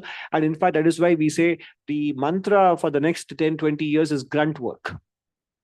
Grunt work. Getting into the nuts and bolts and the plumbing of governance. Now, whether specifically with respect to ESG or shop floor safety, etc. Yes, of course, many things cannot be, nobody is saying you can't have an overarching framework. And nobody is saying that you should not be insisting on certain minimum standards of workplace safety, occupational hazards being minimized, etc., and stable working conditions. But ultimately, it's about the intrusive nature of it, the extreme intricate levels of prescriptive rules, even to the extent of saying you must have X amount of square feet in your business allocated to receiving inventory, X square feet of space allocated to production, and a Y square feet allocated to finished goods inventory. That is something that you know based on your business, your turnover, how much of volume you handle, etc. So that is one example of the level of prescription to which our rules and regulations and laws go. So it's about finding the right balance, as with everything else in life. Okay, I think you were first, and then I'll go over there. Mm-hmm. Just there. I have a hard stop at 5, so the shorter the question, the more we can accommodate. Okay, 10 minutes. Short questions and... Yeah. Hi, thank you. So you briefly spoke about, the unintended consequences of welfare schemes. Can you give more insights on that? And moving forward, how do you see, should there be a sort of, reworking on how policies are framed? Should there be some sort of, separate sort of approach? So, okay. I don't have any more insight to offer except to say that the same old tooth I repeat. Sometimes we do many of these things with very good intentions, but the behavioral signals that they send are very different. And I just gave the example of a pilot study done in the 2 US states, etc. And I also cited the example of what happened in Europe, etc., which is why we talk about atherosclerosis and, a structural level of unemployment in the US, in Europe being higher than the structural level of unemployment in the US, etc. And also partly explaining the difference in entrepreneurialism between the two continents. Okay, so I have nothing more to add except to say that when we design these things, we must think about eligibility conditions, sunset clause, sunset terminal dates, and eventually the idea is it's all about empowerment versus entitlement, enabling. That's why I began by saying, ultimately, it's about enabling people to participate in economic activity. Economic activity happens outside the government, not inside the government. And that is what we should be facilitating with our welfare schemes or non-welfare schemes as well.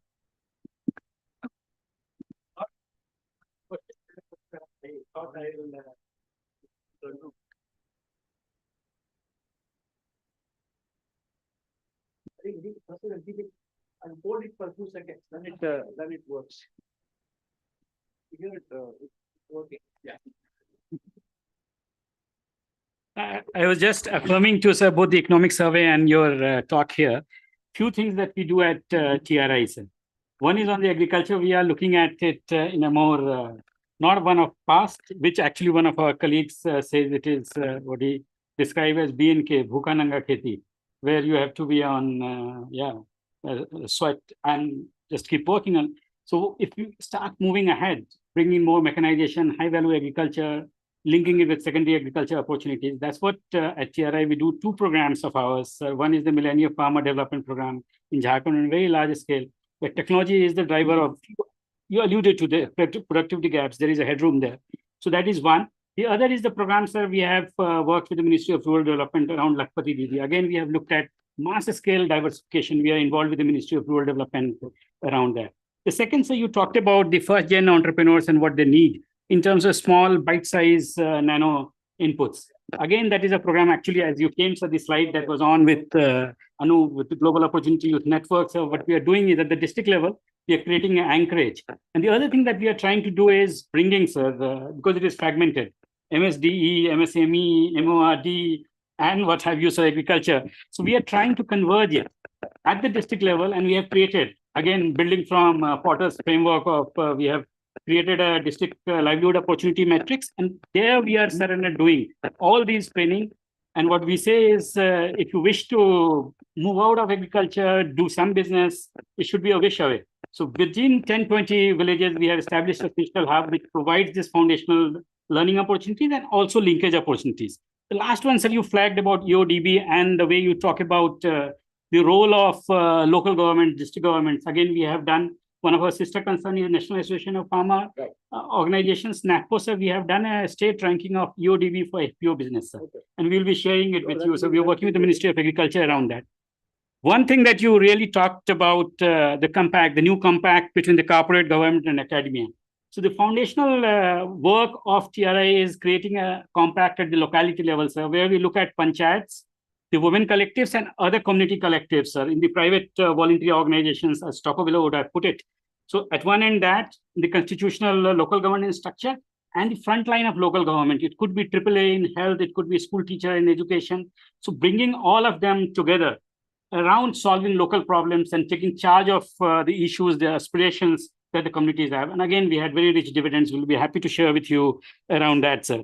And I must compliment you, sir, on this issue that you brought very beautifully in the economic survey, also the question of the morbidity and how we need to look at, when we look at workforce, we need to look at the underlying subclinical morbidity there. And that's where if they have to, sell away their labor, we have to ensure that they are. So I just thought I will just affirm that. Thank you.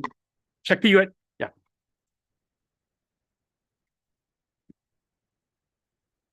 Will not say controlling, but intervening in agricultural sector, sometimes distort the market and all. How do you suggest to an enterprising youth who is trying to enter in agriculture and development that government should not get out of it because it is helping lots of poor farmers, but certainly provide some impetus to the enterprising youth? That's a fair point, and that's exactly what answering the very first question. To respond, the box item in chapter 5 on what are the intelligent ways in which we can actually make farming remunerative and profitable is addressing many of your questions. So yes, you have to be pro-farmer, but being pro-farmer in a very smart way in enabling them to take advantage of international terms of trade, giving them a stable and a predictable environment, frequent imports or frequent export bans or interfering with distorting prices, etc. So we have gone into some detail in those 4 pages, and that should give the answer. And then, for example, he mentioned in his remarks about productivity and mechanization. That again is a state government level activity, because the average size of Indian farm holding has come down from 2.8 hectares in 1970s to 1.08 hectares. And 86% of them are below 2 hectares. And international studies have shown that you need at least 4 hectares of land to be able to profitably deploy technology and mechanization. So land consolidation again is in a state level activity. So we have touched upon many of these things. That could go a long way in making farming an attractive proposition for our youth. Thank you so much for your insights. I was going to try and squeeze in another question. Can I squeeze in one, or should we? Yes. Okay. One quick one.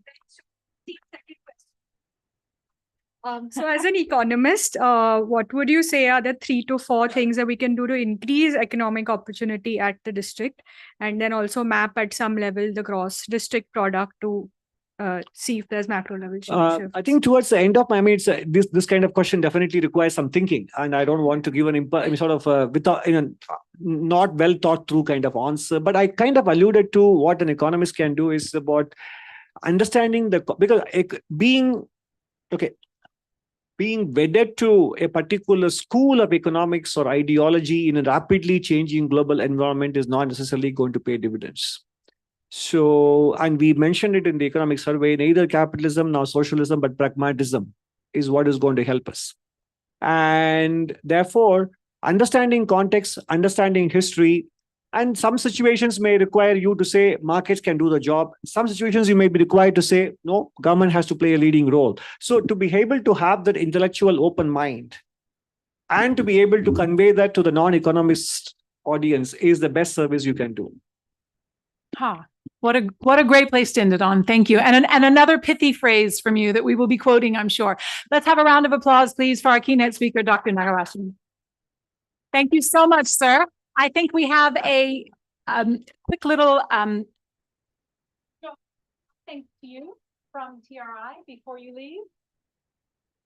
Please. Thank you so much for your time. Really appreciate it. Very.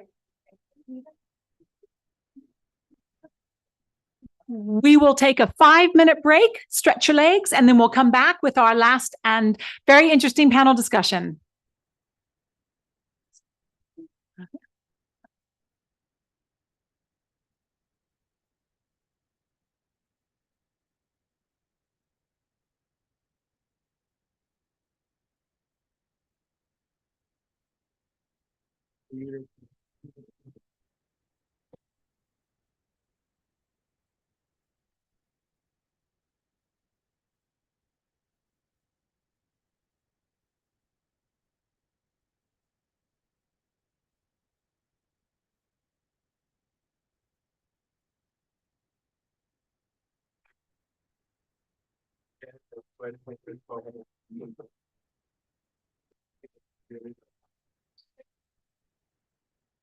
I mean, I did these things, so we must say that it's so captivating. Yeah.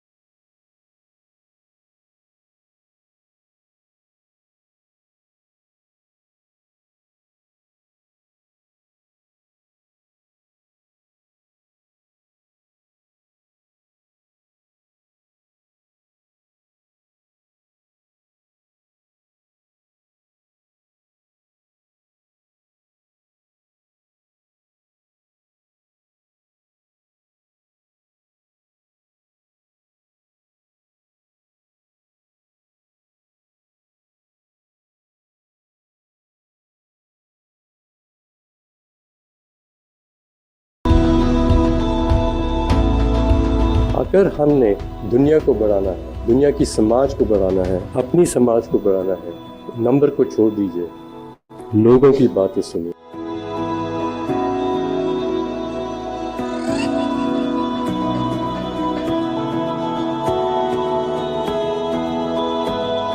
The pyramid of aspiration has become flat. Today, a 15-year-old son of a very rich person and a poor person's son in a very remote village have the same dream. It is not as if rural India has to migrate and the share of urban population has to increase. It can well be the case that rural India gets well connected.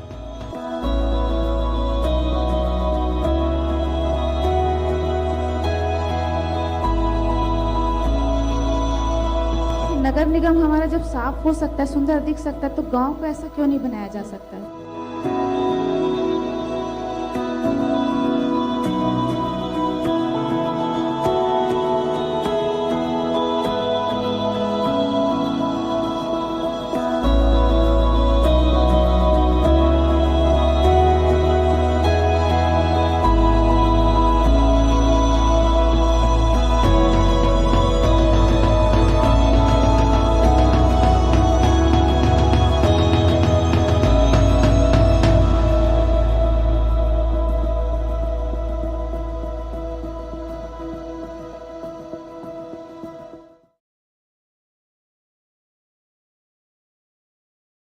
As India progresses into the 21st century, Transform Rural India is passionate that no one should be left behind. There are 100,000 stranded villages in India where marginalized people don't have the same opportunities or chances to succeed as many of us do. We want to change that. But we recognize intergenerational poverty is a multi-headed challenge that can't be tackled with a single siloed focus. That's why TRI is a multi-dimensional solution design practice. We don't specialize in one area. We have a team of specialists, of practitioners, in all the vital areas of rural development. For instance, if a woman isn't eating healthy foods or given ample portions when she becomes pregnant, her child will be disadvantaged right from the start of life. That's why we focus not only on health and nutrition, but also on gender equality. If that child doesn't have teachers supported at school or a community interested in its children's education, never mind necessary infrastructure like functional toilets, that child will become disadvantaged. But an education is of little use if opportunities to build sustainable employment don't exist. That's why we build up capacities. But they're not only built up to create income, but also greater agency to voice concerns and help shape the future of their community. Of course, a changing landscape and climate will impact rural India more than others, so we help communities prepare. Our practitioners have created the thoughtful colloquy, trifocal approach to development with 3 fundamental areas of practice. Knowing that most opportunities and services for rural Indians start with the government, our public policy and action and nudge units are embedded within government from central to state and, of course, local offices. They help develop the best processes to get villagers the services and support guaranteed to them in the Constitution. But no initiative begins without first asking the communities what they want and need. Then we design intersectional solutions and pilot programs based on those needs. And if they work, we scale up across more blocks and districts for true impact. But change isn't really sustainable unless enterprises are created and supported by supply chains and markets. Our primary work is with India's 100,000 stranded villages in Madhya Pradesh, Jharkhand, Chhattisgarh, and Uttar Pradesh, though we also create rural development solutions in Bihar, Assam, and Maharashtra. By designing Samaj, Sakar, and Bazaar solutions for rural development, TRI is building long-lasting bridges that will help bring equal opportunities to rural Indians, turning languishing localities into flourishing communities.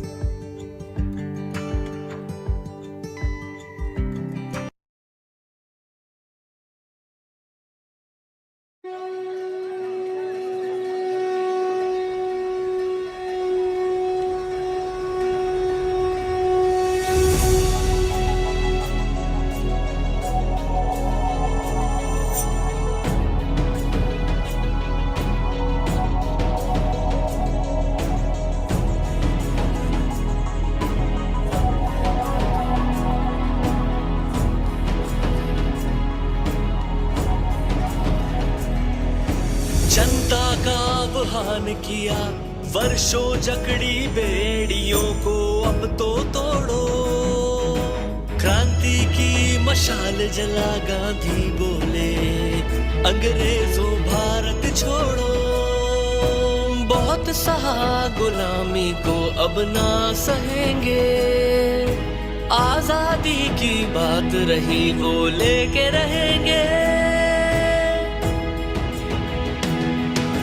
हम करेंगे, हम मिलके करेंगे, हम करके रहेंगे। हम करेंगे, हम मिलके करेंगे, हम करके रहेंगे।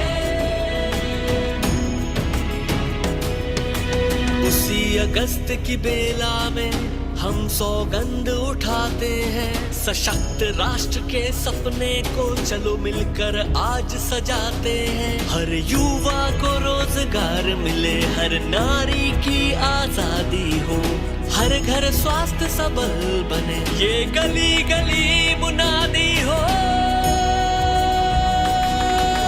हम करेंगे, हम मिलके करेंगे, हम करके रहेंगे।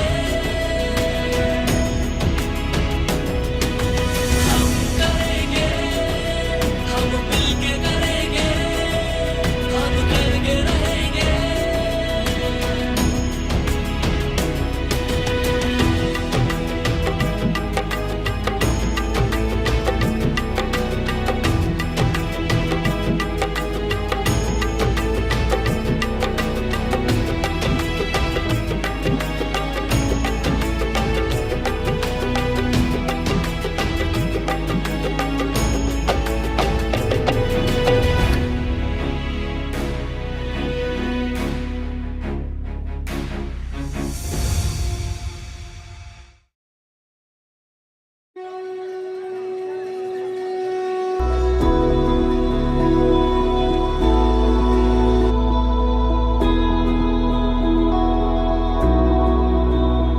हम 47 को जब पहुंचेंगे, हम दुनिया की नंबर 1 और 2 इकोनॉमी में पहुंचेंगे साइज में। और दुनिया हमको कैसे दिखता है?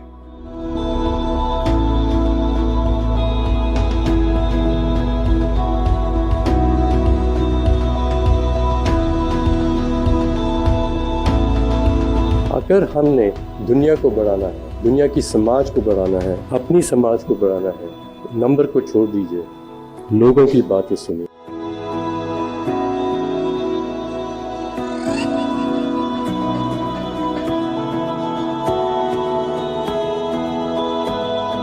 The pyramid of aspiration has become flat. Today, a 15-year-old son of a very rich person and a poor person's son in a very remote village have the same dream. It is not as if rural India has to migrate and the share of urban population has to increase. It can well be the case that rural India gets well connected.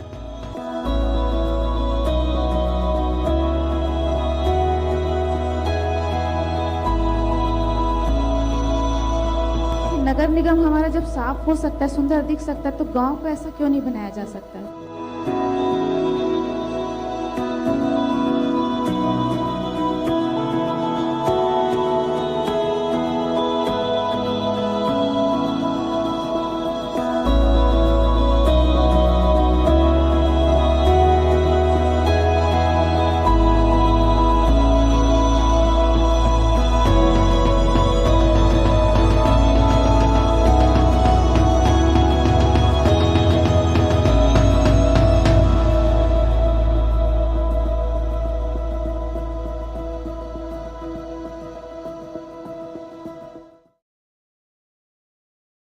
As India progresses into the 21st century, Transform Rural India is passionate that no one should be left behind. There are 100,000 stranded villages in India where marginalized people don't have the same opportunities or chances to succeed as many of us do. We want to change that. But we recognize intergenerational poverty is a multi-headed challenge that can't be tackled with a single siloed focus. That's why TRI is a multi-dimensional solution design practice. We don't specialize in one area. We have a team of specialists, of practitioners, in all the vital areas of rural development. For instance, if a woman isn't eating healthy foods or given ample portions when she becomes pregnant, her child will be disadvantaged right from the start of life. That's why we focus not only on health and nutrition, but also on gender equality. If that child doesn't have teachers supported at school or a community interested in its children's education, never mind necessary infrastructure like functional toilets, that child will become disadvantaged. But an education is of little use if opportunities to build sustainable employment don't exist. That's why we build up capacities. But they're not only built up to create income, but also greater agency to voice concerns and help shape the future of their community. Of course, a changing landscape and climate will impact rural India more than others, so we help communities prepare. Our practitioners have created the thoughtful colloquy, trifocal approach to development with 3 fundamental areas of practice. Knowing that most opportunities and services for rural Indians start with the government, our public policy and action and nudge units are embedded within government from central to state and, of course, local offices. They help develop the best processes to get villagers the services and support guaranteed to them in the Constitution. But no initiative begins without first asking the communities what they want and need. Then we design intersectional solutions and pilot programs based on those needs. And if they work, we scale up across more blocks and districts for true impact. But change isn't really sustainable unless enterprises are created and supported by supply chains and markets. Our primary work is with India's 100,000 stranded villages in Madhya Pradesh, Jharkhand, Chhattisgarh, and Uttar Pradesh. But we also create rural development solutions in Bihar, Assam, and Maharashtra. By designing Samaj, Sakar, and Bazaar solutions for rural development, TRI is building long-lasting bridges that will help bring equal opportunities to rural Indians, turning languishing localities into flourishing communities.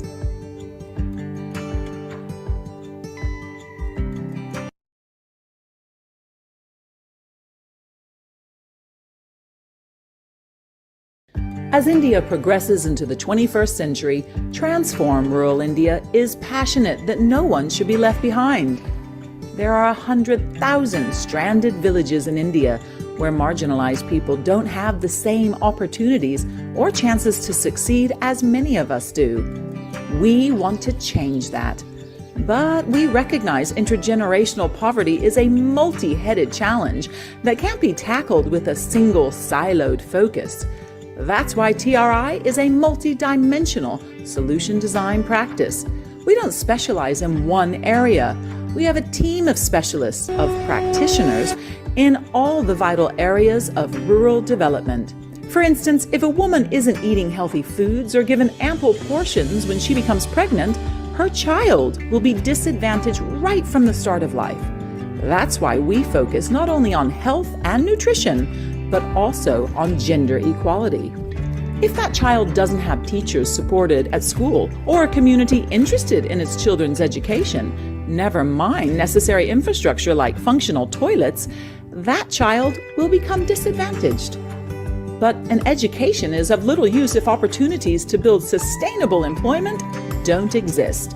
That's why we build up capacities. But they're not only built up to create income, but also greater agency to voice concerns and help shape the future of their community. Of course, a changing landscape and climate will impact rural India more than others, so we help communities prepare. Our practitioners have created the thoughtful colloquy, trifocal approach to development with 3 fundamental areas of practice. Knowing that most opportunities and services for rural Indians start with the government, our public policy and action and nudge units are embedded within government from central to state and, of course, local offices. They help develop the best processes to get villagers the services and support guaranteed to them in the Constitution. But no initiative begins without first asking the communities what they want and need. Then we design intersectional solutions and pilot programs based on those needs. And if they work, we scale up across more blocks and districts for true impact. But change isn't really sustainable unless enterprises are created and supported by supply chains and markets. Our primary work is with India's 100,000 stranded villages in Madhya Pradesh, Jharkhand, Chhattisgarh, and Uttar Pradesh, though we also create rural development solutions in Bihar, Assam, and Maharashtra. By designing Samaj, Sakar, and Bazaar solutions for rural development, TRI is building long-lasting bridges that will help bring equal opportunities to rural Indians, turning languishing localities into flourishing communities.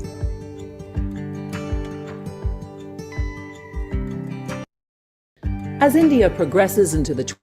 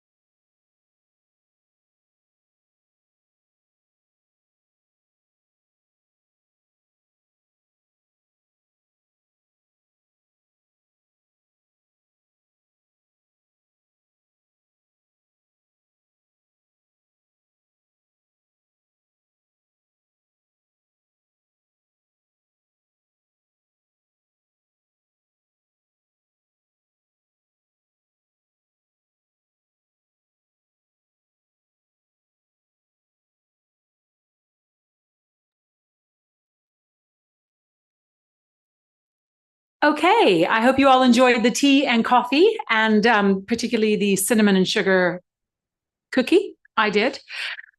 We are not done yet. We have another discussion that is going to riff off the economic advisor and the report that we heard earlier, delving even deeper into rural youth employment. This is a discussion about the innovation models for youth employment and entrepreneurship in India. So we're going to have a great panel discussion up here talking about the models and how they're applied and how they can be scaled up for greater impact. I would like to introduce back to the stage the co-author of the report we launched earlier. That would be Anu Mehta, who I've already introduced, so we can just give her a round of applause.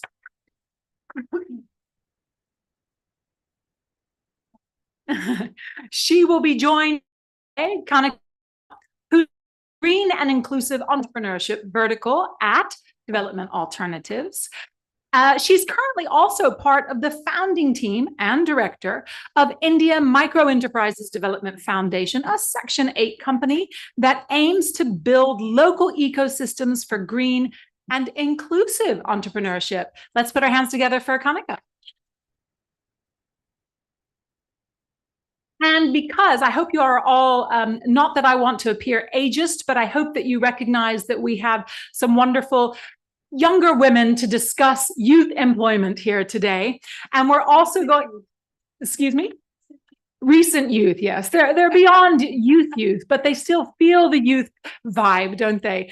But we're also going to be joined on this panel discussion by Nikki and Diksha, who are from the district of Amroha in Uttar Pradesh. Please come. They're real youth, and they're going to give us their perspective as well. And my colleague, Neeraj Ahuja, who's been working tirelessly, is going to be the moderator of this session. He's the Associate Director of TRI.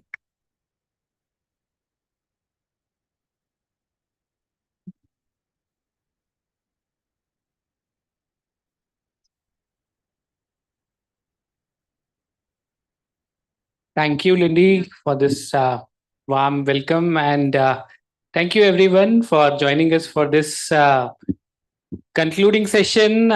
We designed this entire day so that you guys can get the most of the knowledge and the insights about our topic for the day, Future is Young. और क्योंकि हम लोग के साथ में युवा साथी भी जुड़े हैं, आज स्टेज पे भी युवा साथी हैं, तो मैं इंग्लिश और हिंदी दोनों में शिफ्ट करता रहूँगा. आई गेस यहाँ सभी को हिंदी भी ठीक से समझती होगी. अगर आपको चाहिए होगा तो मैं ट्रांसलेट भी कर दूंगा. बट क्योंकि हमारे साथ में युवा साथी भी जुड़े हैं और हमारी इस जर्नी का बहुत इम्पोर्टेंट पार्ट है, शुरुआत से ही प्रोग्राम में एंगेज रहे हैं और कई सारी ऐसी चीज़ें, इंसाइट्स हैं जो हम युवाओं के बिना नहीं प्रोग्राम डिज़ाइन में ला सकते हैं. सो धन्यवाद एक बार आप सभी का आज इस पैनल में ज्वाइन करने के लिए.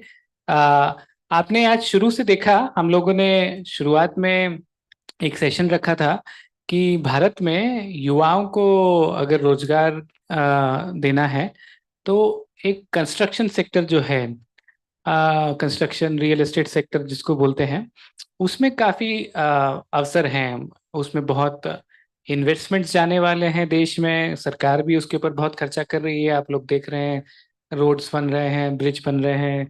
अभी इकोनॉमिक एडवाइज़र जी थे, वो भी बता रहे थे, चीफ इकोनॉमिक एडवाइज़र, जो पेस है इंफ्रास्ट्रक्चर डेवलपमेंट की, जो गति है वो बहुत तेज़ी से बढ़ रही है और उसमें सरकार निवेश कर रही है, उसमें प्राइवेट सेक्टर भी निवेश कर रहा है और उसमें एक बड़ी संख्या में अवसर पैदा हो रहे हैं. तो उसमें हम लोग कैसे युवाओं को उन अवसरों को लेने में मदद कर सकते हैं, उनके लिए इसको सुगम बना सकते हैं, उसके ऊपर चर्चा हुआ. बड़े अच्छे इंसाइट्स आए. उसके बाद आपने देखा हम लोगों ने एक रिपोर्ट तैयार की है जिसमें कि युवाओं की क्या इच्छाएं हैं, क्या उनके एस्पिरेशंस हैं, क्या उनके चैलेंजेस हैं, बैरियर्स हैं, उसके ऊपर प्रेजेंटेशन भी हुआ था. उसमें क्या निकल के आया है वो भी आपने देखा. और उसको फॉलो अप करते हुए हमारे साथ में वी अनंत नागेश्वरन जी थे, जो कि ओवरऑल एक मैक्रो पिक्चर दी, एक बड़ा पिक्चर कि एक तरफ तो युवा हैं जिनको अवसर चाहिए और दूसरी तरफ देश है, देश में क्या किया जाना चाहिए, किस तरह से हम युवाओं के लिए अवसर बढ़ा सकते हैं। तो उनके ऊपर उन्होंने काफ़ी अच्छी सारी हमें बातें बताई। एंड देन आखिरी में ये पूरा सत्र को हम लोग ले जाते हैं अब एक बहुत इम्पोर्टेंट पड़ाव की तरफ कि क्या मॉडल्स हैं। ये एक समस्या है, यूथ अनएम्प्लॉयमेंट एक समस्या है हमारे देश में, काफ़ी ज़्यादा समस्या है, पूरे दुनिया भर में इसकी समस्या है, पर ग्लोबल साउथ जिसको बोलते हैं या कह लीजिए साउथ पैसिफिक में ये ज़्यादा है, तो हमारे देश में भी इसकी समस्या काफ़ी है। तो इसके लिए किस तरह के मॉडल्स काम करते हैं? हमारे देश में कई सारे इसको लेकर के मॉडल्स बनाए गए हैं, कई सिविल सोसाइटी ऑर्गेनाइजेशंस हैं, सरकार है, इंटरनेशनल ऑर्गेनाइजेशंस हैं। ये एक ऐसी जटिल समस्या है, एम्प्लॉयमेंट जो है बहुत ही एक जटिल समस्या है, क्योंकि इसमें बहुत सारे स्टेक होल्डर्स हैं और इसमें बहुत सारे पहलू होते हैं और सब आपस में एक दूसरे से कनेक्टेड हैं। तो अगर आप एक पहलू को सॉल्व करने जाते हैं या एक पहलू को हल ढूंढने जाते हैं तो बाकी पहलुओं को भी आपको देखना पड़ता है, अदरवाइज वो सोल्यूशन पूरी तरह से कारगर नहीं होता है। तो ये जो है युवाओं की अनएम्प्लॉयमेंट की समस्या, ये एक जटिल समस्या है। इसके लिए दुनिया भर में प्रयास किए गए हैं और हिंदुस्तान में भी, भारत में भी प्रयास किए गए हैं। तो आज का जो पैनल है उसमें हम लोग यही समझेंगे कि किस तरह के ये प्रयास हैं, ऐसा क्या किया जाना चाहिए जिससे कि हम लोग बड़े पैमाने पर युवाओं को मदद कर सकें रोजगार पाने में, और कैसे ये जो समस्याएं हैं अलग अलग स्तर पे उनको दूर किया जाए। तो आज के पैनल में हम लोग वही चर्चा करेंगे कि किस तरह के मॉडल्स हैं और क्या काम करता है, कैसे हम लोग उसको स्केल कर सकते हैं। तो एक बार पुनः धन्यवाद के साथ में हमारे साथ में अनु है, कनिका है और युवा साथी भी हैं जो अपना पर्सपेक्टिव बताएंगे। तो मैं शुरुआत करना चाहूँगा कनिका से कि अगर आप थोड़ा सा प्रकाश डालें इस पर, थोड़ा सा समझाएं कि डेवलपमेंट अल्टरनेटिव्स के जो प्रोग्राम्स हैं, एक आपका बड़ा इम्पोर्टेंट फ्लैगशिप प्रोग्राम है वर्क फॉर प्रोग्रेस, उसमें कई सारे हम लोगों ने प्रयास किए हैं युवाओं को और महिलाओं को जॉब अपॉर्चुनिटीज से जोड़ने के लिए। तो क्या ऐसे आपके प्रयास रहे हैं और किस तरह के आपने उसके रिजल्ट्स देखे हैं, इम्पैक्ट्स देखे हैं, जो कि आप शेयर करना चाहेंगे एक लार्जर ऑडियंस के साथ में, भारत के कंटेक्स्ट में, ग्रामीण के कंटेक्स्ट में? तो I will hand over to Kanika. मैं कनिका से रिक्वेस्ट करूंगा, माइक भी है, although if you can hear me, is it okay? So thank you so much, Neeraj. But if it's patchy, let me know and that'll be better. So seems on, huh? So thank you so much, Neeraj and TRI.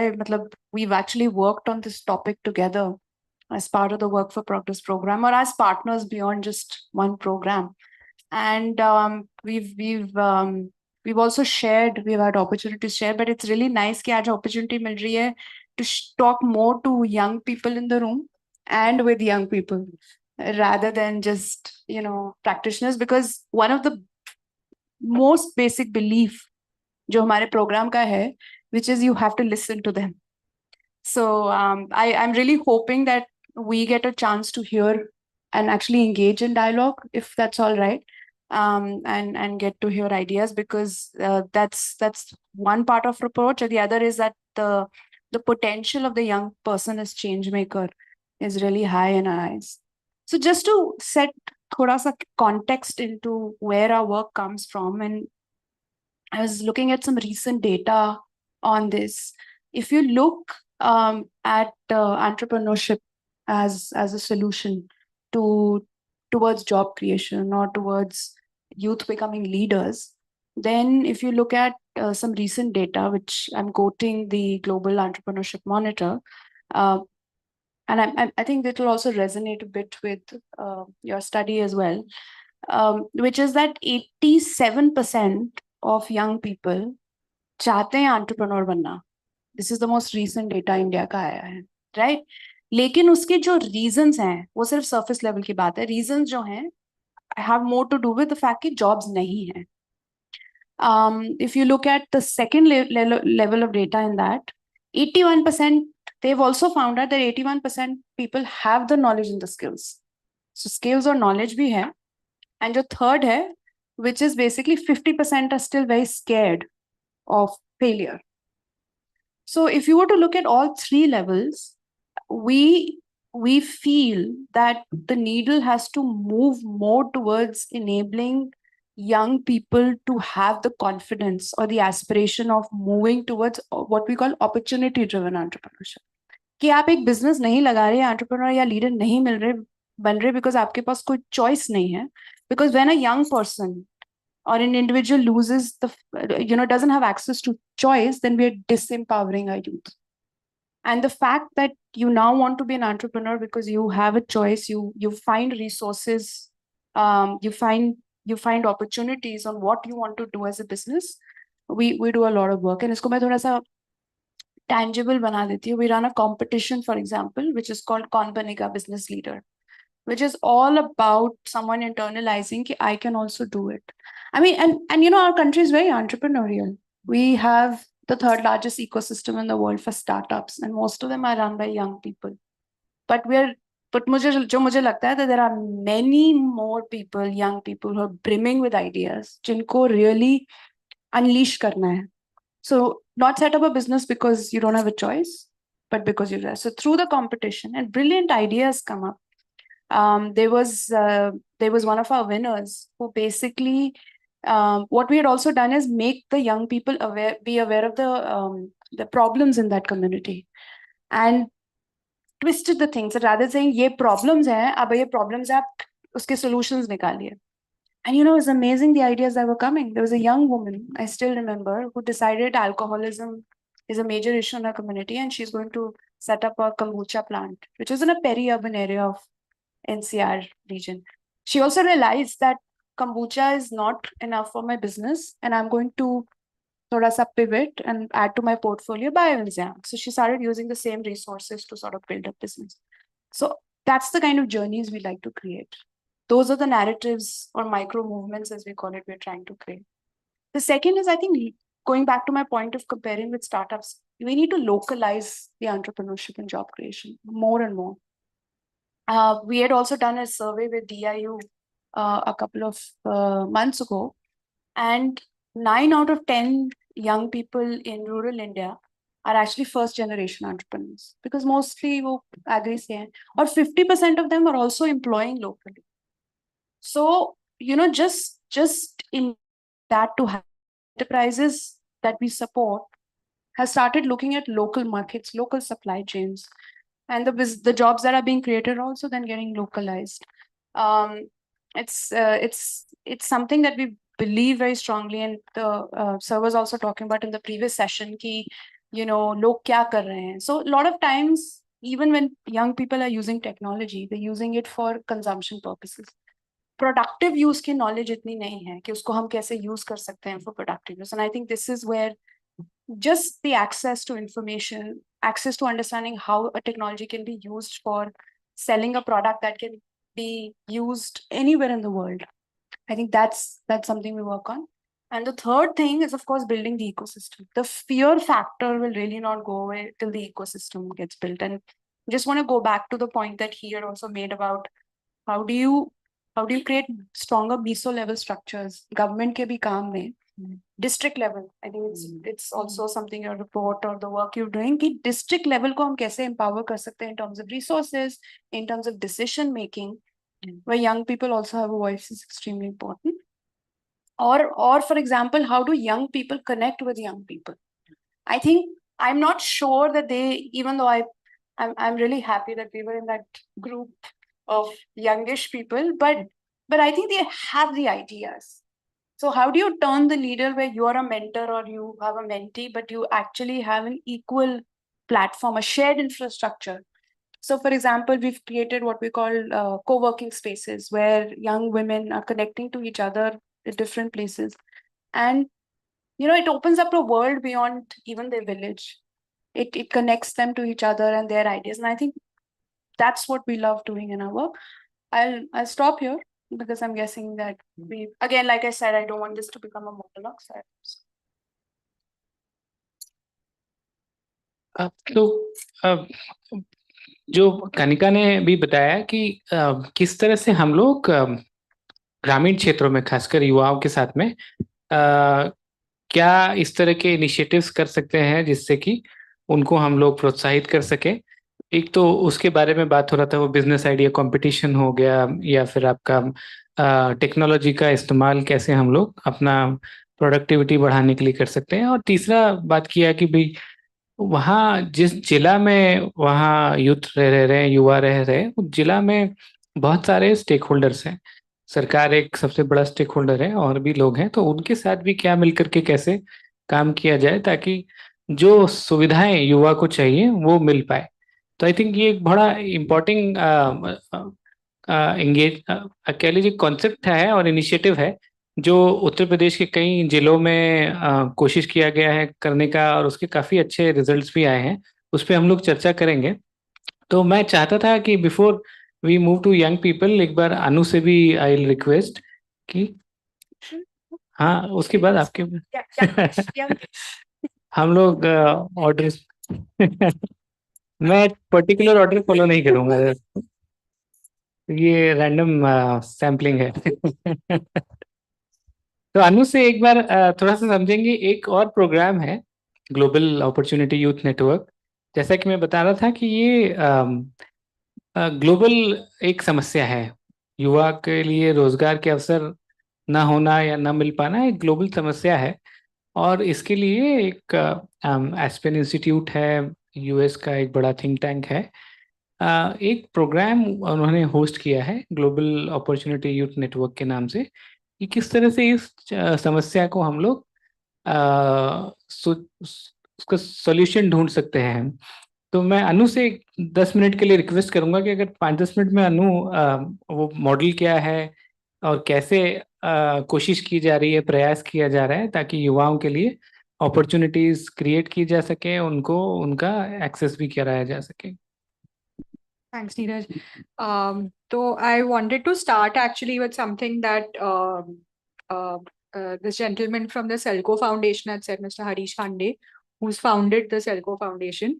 He said that when we move people from rural areas to urban areas, and the example that he gave was from the Northeast, if we're moving young people to urban areas to work in hospitality, in travel, tourism, we're not skilling them in hospitality, travel, tourism. We're actually de-skilling many generations of rice farmers. And that value is then just lost when these occupational shifts happen. And that is a very good way to kind of encapsulate the fact that that there's a disparity. So anybody can become an Uber driver, or anybody can become a delivery person. But unfortunately, those things pay, and things that are very traditional general wisdom are not able to provide remuneration. So how to conflate the value with the value added? That's kind of one point, and that's essentially what we're trying to do with the GeoVine as well. So how do we consider district as a unit of change, or district में अलग-अलग solutions कैसे ला सकते हैं? तो one of the key solutions जो कनिका ने बोला entrepreneurship, self-employment है. Uske alawa, how can we also increase farm-based income? How can we connect some young people to formal jobs? और district में जो भी काम हो सकता है, एक solution नहीं हो सकता, क्योंकि एक district में 2 लाख से 4 लाख युवा है, तो उन सब के साथ कैसे काम कर सकते हैं? एक solution, सब agriculture नहीं कर सकते, सब entrepreneurship नहीं कर सकते, सब jobs नहीं कर सकते, तो अलग-अलग solutions क्या है, वो हम लोग plan कर रहे हैं और decide कर रहे हैं district के लिए. तो वो actually है GeoVine. और जो कनिका ने also बोला, youth voice at the center of everything is also something that we want to work with. That young people have ideas. 5,000 young people have responded in this report to say what their challenges are, aspirations are, what they think the solutions should be. So young people have the solutions. How do we listen to them and then build it out accordingly? That's one thing. And then the last thing maybe is to think about working also with government, with private sector, because young people can be skilled. आप skilling programme कर लोगे, आपको certification मिल जाएगा, पर उसके बाद अगर jobs ही नहीं है तो फिर क्या कर सकते हैं? तो it's responsibility mandate sector to support. It's also a responsibility mandate of the government to support. So how can we do these different things with different actors in the at the district level to bring about these large scale shifts, but also work with every young person in a way that no young person is left behind. Everybody is taken forward. How can we have youth hubs जो आप सब चल के या cycle करके पहुंच सकते हैं easily? तो वो youth hubs कैसे बना सकते हैं? अलग अलग सर्विसेज जो चाहिए वो कैसे मिल सकती है? एंटरप्रेन्योरशिप के लिए अगर फाइनेंस चाहिए तो वो इनफॉर्मल फाइनेंस होगा, आप कहीं से लोन लेंगे, कहीं से डोनेशन मिलेगा, ऐसा कर सकते हैं। या थोड़ा थोड़ा ज्यादा मेन स्ट्रीम करके छोटे बैंक में से लोन ले सकते हैं, फिर बड़े बैंक में से लोन ले सकते हैं। वो कैसे ग्रेजुएशन भी होता है, मेन स्ट्रीमिंग ऑफ फाइनेंस, वो भी सोच सकते हैं। तो वो ये अलग अलग जो भी इंटरवेंशन है डिस्ट्रिक्ट के लिए, वो हम लोग प्लान कर रहे हैं जियो में। ये इंडिया में काम चल रहा है, रूरल डिस्ट्रिक्ट्स में, अर्बन लोकेशंस में, पर उसके अलावा अफ्रीका में भी काम चल रहा है और साउथ अमेरिका में भी काम चल रहा है। तो जो भी best practice the network also shared. Young people from all the different countries are going to come to India this year to be able to understand more about India. Last year we were in Mombasa with Neeraj and some of the young people from our other communities. So there's also very rich cultural learning and a rich cultural experience for young people and partners. And the idea is कि जो भी अलग अलग partners है district पे, कोई time पे युवा को पता नहीं होता है कि यहाँ पे ये पार्टनर है, यहाँ पे ये फैसिलिटी है, यहाँ पे ये गवर्नमेंट प्रोग्राम अवेलेबल है, तो वो सब इंफॉर्मेशन एक जगह पे कैसे कंसोलिडेट करके सब यूथ को दे सकते हैं कि आपको ये सर्विस चाहिए तो ये पार्टनर है, आपको ये सर्विस चाहिए तो यहाँ से एक्सेस कर सकते हैं। तो that kind of consolidation is also very important and that's another piece of the work that we are doing. Anything out? हाँ, तो place based is actually exactly जो मैंने फर्स्ट एग्जांपल दिया कि डिस्ट्रिक्ट जो भी है वो district as unit of change है, और how are we creating opportunities that are close to home, how are we not forcing young people to move out, and how are we creating localized opportunities? So that example that I gave of rice farmers being de-skilled, it's actually not happening that way. It's that the traditional work can be preserved, but also new opportunities can be created at the district close to home, so that it doesn't become that young people are forced to move out because there's no opportunity. If there are very aspirational opportunities, then of course it's of course young people will move out for them, and that it's also natural then. But to be forced out because there's no work, because there's seasonally no work, that is something that we want to stop and create as many opportunities at the place.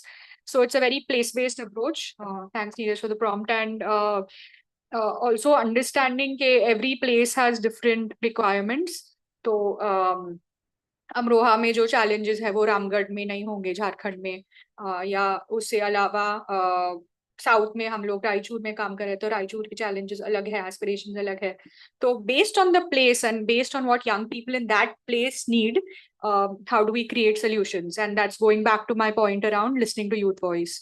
So understanding from young people, understanding from local governments, from local industries, skilling, academia, all of that, and then pulling the solutions together. So धन्यवाद अनु। सो ये जो है ना, ये भी एक बड़ा important बात अनु ने कहा। जस्ट एक बार और थोड़ा सा मैं चाह रहा था उसको और एम्फेसाइज करने के लिए। हिंदुस्तान में समस्या ये है कि हमारे यहाँ जो स्केल है समस्या का, हमारे यहाँ 600 से ज़्यादा जिले हैं और सब जिलों में अलग अलग तरह की चैलेंजेस हैं। वहाँ पे समुदाय के अलग तरीके के चैलेंजेस होते हैं। कहीं जैसे आपने देखा होगा, कहीं पर महिलाओं को काम करने के लिए समुदाय से रिस्ट्रिक्शंस होते हैं, कहीं पर महिलाओं को प्रोत्साहित किया जाता है। आप देखेंगे कहीं पर एडमिनिस्ट्रेशन अच्छा है, वहाँ जो लोकल एडमिनिस्ट्रेशन है वो बेहतर सर्विसेज दे पाता है, कहीं नहीं दे पाता है। तो इस तरह से समाज के स्तर पर, वहाँ पर जो सिस्टम है, जो एडमिनिस्ट्रेशन है उसके स्तर पर, और युवाओं के स्तर पर भी, युवाओं के भी एस्पिरेशन अलग अलग होते हैं। तो हिंदुस्तान के लिए कोई एक सोल्यूशन काम नहीं कर सकता है कि एक चीज़ हम बना ले जो सब जगह चलेगा। तो इसीलिए ये जो प्लेस बेस्ड अप्रोच है, ये बड़ा इंपॉर्टेंट एक एस्पेक्ट है कि आपको वहाँ युवाओं के लिए क्या समस्याएं हैं और क्या उनके एस्पिरेशन है, वो क्या करना चाहते हैं, और उसके अराउंड में हम लोग सोल्यूशंस बनाए, उसके अराउंड में हम लोग काम करें। तो ये एक बड़ा इंटरेस्टिंग कॉन्सेप्ट है जो अनु बता रहे थे, हम उसको और भी एक्सप्लोर करेंगे आगे चल के। तो अब हम आगे बढ़ते हैं। आपने दो मॉडल सुने जो इस देश में कोशिश कर रहे हैं कि हम लोग युवाओं को, और युवाओं में भी अलग अलग सेगमेंट्स हैं, उनको कैसे हम लोग जॉब से, अपॉर्चुनिटी से, एंटरप्रेन्योरशिप से, अपना खुद का व्यवसाय चाहते हैं, स्किलिंग चाहते हैं, या नौकरी करना चाहते हैं, कैसे उनको जोड़ सकें। तो दोनों लेवल पे काम कर रहे हैं, युवा स्तर पे भी काम कर रहे हैं उनके साथ में, और जो स्टेक होल्डर्स हैं उनके साथ भी काम कर रहे हैं, ताकि इस प्रक्रिया को और हम लोग स्ट्रीमलाइन कर सकें। तो अब हम लोग थोड़ा सा युवाओं की तरफ चलते हैं, उनसे भी थोड़ा सुनेंगे। हमारे साथ में दीक्षा और निकी हैं, दोनों अमरोहा से हैं, यहीं से पास में से जिला है दिल्ली से, और दोनों ही इन्वॉल्व रहे हैं इस प्रोग्राम में भी, और खुद से एक्सपीरियंस किए हैं। तो ये एक बड़ा इम्पोर्टेंट पहलू है कि खुद से क्या एक्सपीरियंस किए हैं और क्या एक्चुअली युवाओं का परेशानियां हैं इन जगहों पे, और क्या उनको चाहते हैं, क्या उनके एस्पिरेशंस हैं, उसको लेकर के थोड़ा हम युवाओं से भी सुनेंगे। तो पहले मैं निकी से रिक्वेस्ट करूंगा, थोड़ा आप अपना एक्सपीरियंस से बताइएगा कि आप कैसे प्रोग्राम से जुड़े हैं और क्या समस्याएं आपने देखी, और उसका कैसे समाधान हो पाया। Hi, how are you? Just I am fine, and I hope you are all fine. And first of all, thank you for TRI team Amroha district and Mr. Shubham Srivastav ji and all TRI team for giving me this opportunity. And I belongs to Amroha, Uttar Pradesh. वहाँ पे क्या है कि वहाँ देखा गया है कि जो भी ग्रामीण युवा हैं उनके सामने कुछ चुनौतियां आ रही हैं, मतलब रोजगार को लेकर के, या फिर जो अभी तक मतलब मेरे हिसाब से जो देखा गया और मैंने जो मतलब थोड़ा कहीं देखा है, तो उसमें क्या है कि अब तक जो भी है जो युवा हैं, मतलब ग्रामीण युवा है, तो उसमें मेरे हिसाब से कम 50 से और 60% तक अगर उनको उनके सामने चैलेंजेस नहीं आए तो मेरे हिसाब से वो सक्सेस हो जाएंगे, अगर चैलेंजेस नहीं आए तो। लेकिन चैलेंजेस आ जाते हैं तो फिर वो अपना वहीं रह जाते हैं। और इसमें सबसे बड़ा जो चैलेंज है वो ये है कि लिमिटेड है एक्सेस टू क्वालिटी एजुकेशन। सबसे बड़ा चैलेंज बस यही है इसी का कि वहाँ जो है क्वालिटी जो है एजुकेशन की वो उस तरीके की नहीं है कि हाँ भाई कहीं चले जाओ उसके लिए कुछ करो। वहाँ पर क्या है कि फैसिलिटी अवेलेबल है, मतलब एक तरीके से बोल सकते हैं कि जाते तो मैं नहीं कहूँगा, लेकिन कह सकते हैं कि जो भी वहाँ के कॉलेज हैं, स्कूल्स हैं, वहाँ से ही सबको मतलब एजुकेशन मिलता है पहले तो। लेकिन क्या है कि वहाँ फैसिलिटी है हर चीज की, मतलब एक मान लीजिए कि एक सिस्टम है, हर चीज का सिस्टम है, हर चीज अवेलेबल है। लेकिन वहाँ क्या सबसे मेन जो मकसद है, मतलब क्या वहाँ कमी आ रही है, वो ये आ रही है कि उस चीज को प्रैक्टिकल में समझाना। मतलब हमारे लिए है कि सपोज दैट ये चीज हमारे पास है, अवेलेबल है, रखी हुई है, लेकिन इसका यूज कैसे करना है ये भी तो हमको आना चाहिए ना। अब ये थोड़ा ही ना है कि मतलब लिया और उसको रख लीजिए। क्यों सबसे बड़ा चैलेंज जो है ये है कि वहाँ के जो मतलब हर एक चीज अवेलेबल है कॉलेज में है, लेकिन उस तरीके के टीचर्स अवेलेबल नहीं हो पाते हैं वहाँ पर, जो कि यूथ है, जो बच्चे हैं, छोटे बच्चे हैं, वो आगे चल के अपना भविष्य क्रिएट कर सके। और दूसरा है कि लैक ऑफ इंफॉर्मेशन और गाइडलाइंस। इसमें क्या है कि इसमें आता है कि जैसे कि मतलब ग्रामीण युवक होते हैं, उनको मेनली ज्यादा की रोजगार की कहीं से इंफॉर्मेशन नहीं मिल पाती है, उन्हें पता ही नहीं चलता कि कहाँ हमें जाना है, क्या करना है। और अगर मैं चाहूँ और मतलब हम सब मिलकर चाहें तो इस तरीके से इसको दूर करा जा सकता है, क्योंकि जब तक उन्हें यही पता नहीं चलेगा कि हमें कहाँ जाना है, मतलब सपोज डेट कर लीजिए कि हमें यही नहीं पता कि कौन सी कंपनी में हायरिंग चल रही है, तो हम कहाँ जाएंगे? कौन सी कंपनी में हायरिंग चल रही है हमें ये नहीं पता, तो हम कहाँ चले जाएंगे बताइएगा। तो इसके लिए भी मैं मानता हूं कि एक ऐसा या तो ग्रुप हो या कोई प्लेटफॉर्म ऐसा हो जो उनको डेली नोटिफिकेशन मिले, तो उनके अंदर एक तो उत्साह जगेगा कि हाँ भाई यहाँ से डेली नोटिफिकेशन आ रहा है और हम हैं यहाँ पर हैं, तो शायद वो जाएं, एक कदम थोड़ा आगे बढ़ाएं वो वहां पहुंचने के लिए। लेकिन क्या है कि वहां तक वो सब चीजें सीमित है नहीं, हो नहीं पा रही हैं अभी तक। और सबसे जो लास्ट में है वो है मतलब स्किल्स जो है वो मिसमैच है, मतलब जो कंपनी है या फिर जो भी है उनकी स्किल्स जो वो मैच नहीं हो पा रही हैं। स्किल्स जो हैं वो अलग अलग है, कंपनी की स्किल्स अलग, डिमांड अलग है कंपनी की, और जो युवा है उनकी डिमांड एक अलग है स्किल्स की। तो ये भी एक सबसे बड़ा मुद्दा बन जाता है कि स्किल्स मिसमैच है, वो मैच नहीं हो पा रही हैं। और जैसा क्या मतलब मैं अपने ऊपर ही बताता हूँ, मैंने मतलब क्या एक्सपीरियंस करा है मैं आपको वो बताता हूँ। मैं मतलब I have complete my bachelor of computer application 2023 from तीर्थंकर महावीर यूनिवर्सिटी। बट क्या है कि वहां से लेके दिल्ली काफी किलोमीटर पड़ता है, लगभग 150 to 20 किलोमीटर के आसपास पड़ता है। कभी कभी ऐसा होता है कि किसी कंपनी में इंटरव्यू शेड्यूल मेरा हो भी जाता है तो मैं वहां टाइम से नहीं पहुंच पाता, due to train late, due to bus late. कभी कभी ऐसा होता है कि मैं वहां टाइम से पहुंच जाता हूँ, तो मेनली क्या है कि मेरे ऊपर जो सबसे बड़ा रीजन आता है वो आता है कम्युनिकेशन स्किल का। जो इंग्लिश की कम्युनिकेशन है वो बहुत वीक है ग्रामीण की, ग्रामीण युवकों की। मेरे हिसाब से जो भी है कि अगर ग्रामीण क्षेत्र में या फिर कहीं भी किसी की इंग्लिश कम्युनिकेशन अगर अच्छी है ना, तो वो मेरे हिसाब से तो बेरोजगार है ही नहीं। अगर आपके हिसाब से किसी के है तो प्लीज बताइएगा। तो अगर किसी की कम्युनिकेशन, सिर्फ कम्युनिकेशन स्किल की बात कर रहा हूं मैं, इंग्लिश कम्युनिकेशन स्किल की, कोई स्किल्स उसके पास नहीं है, सिर्फ एक स्किल है, सिर्फ इंग्लिश कम्युनिकेशन स्किल, वो बेरोजगार नहीं है। ये एक इतनी बड़ी स्किल्स है कि ये आदमी को मतलब एक कदम आगे रखता है तो वो 2 कदम पीछे खींच लेती है। सबसे बड़ी स्किल्स है तो यही है बस।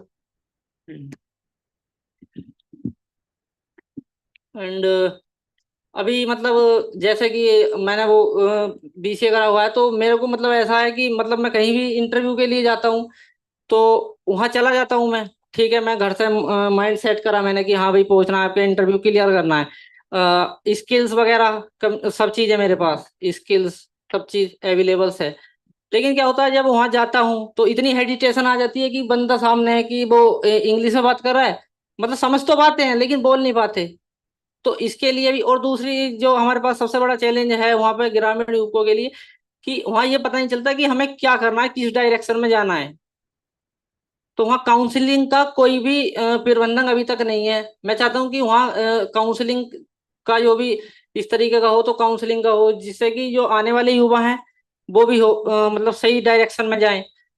और जो हमारा अमरोहा है, हमारे अमरोहा में क्या है, मतलब एक सपोज डेट आप कर लीजिएगा कि एक चाल चलन चला हुआ है किस चीज का, कि जो भी सारे युवा हैं वो क्या करते हैं कि कोई भी ये नहीं सोचता कि हाँ भाई हमें रोजगार की तरफ जाओ, वो सोचते हैं कि हमें सिर्फ गवर्नमेंट एम्प्लॉय बनना है, चाहे हम कैसे भी बन जाए, सिर्फ गवर्नमेंट एम्प्लॉय बनना है।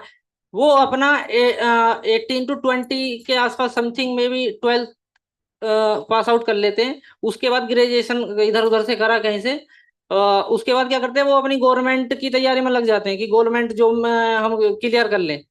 लेकिन क्या होता है कि अनफॉर्चुनेटली वो कर नहीं पाते हैं कोई भी यूज है, क्योंकि गवर्नमेंट इतनी तो वैकेंसी नहीं दे सकता कि सब लग जाए गवर्नमेंट में। तो सब सोचते हैं, तो जिसके अंदर थोड़ा माइंड ज्यादा होगा वही लगेगा।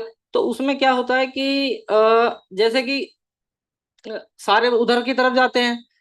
अब क्या है कि उनकी जो मतलब वो करते हैं, कम से कम 21 से उन्होंने स्टार्ट करा तैयारी करना, 26 25 तक वो करते हैं, 4 से 5 साल पूरे देते हैं, गवर्नमेंट नहीं लग पाती है।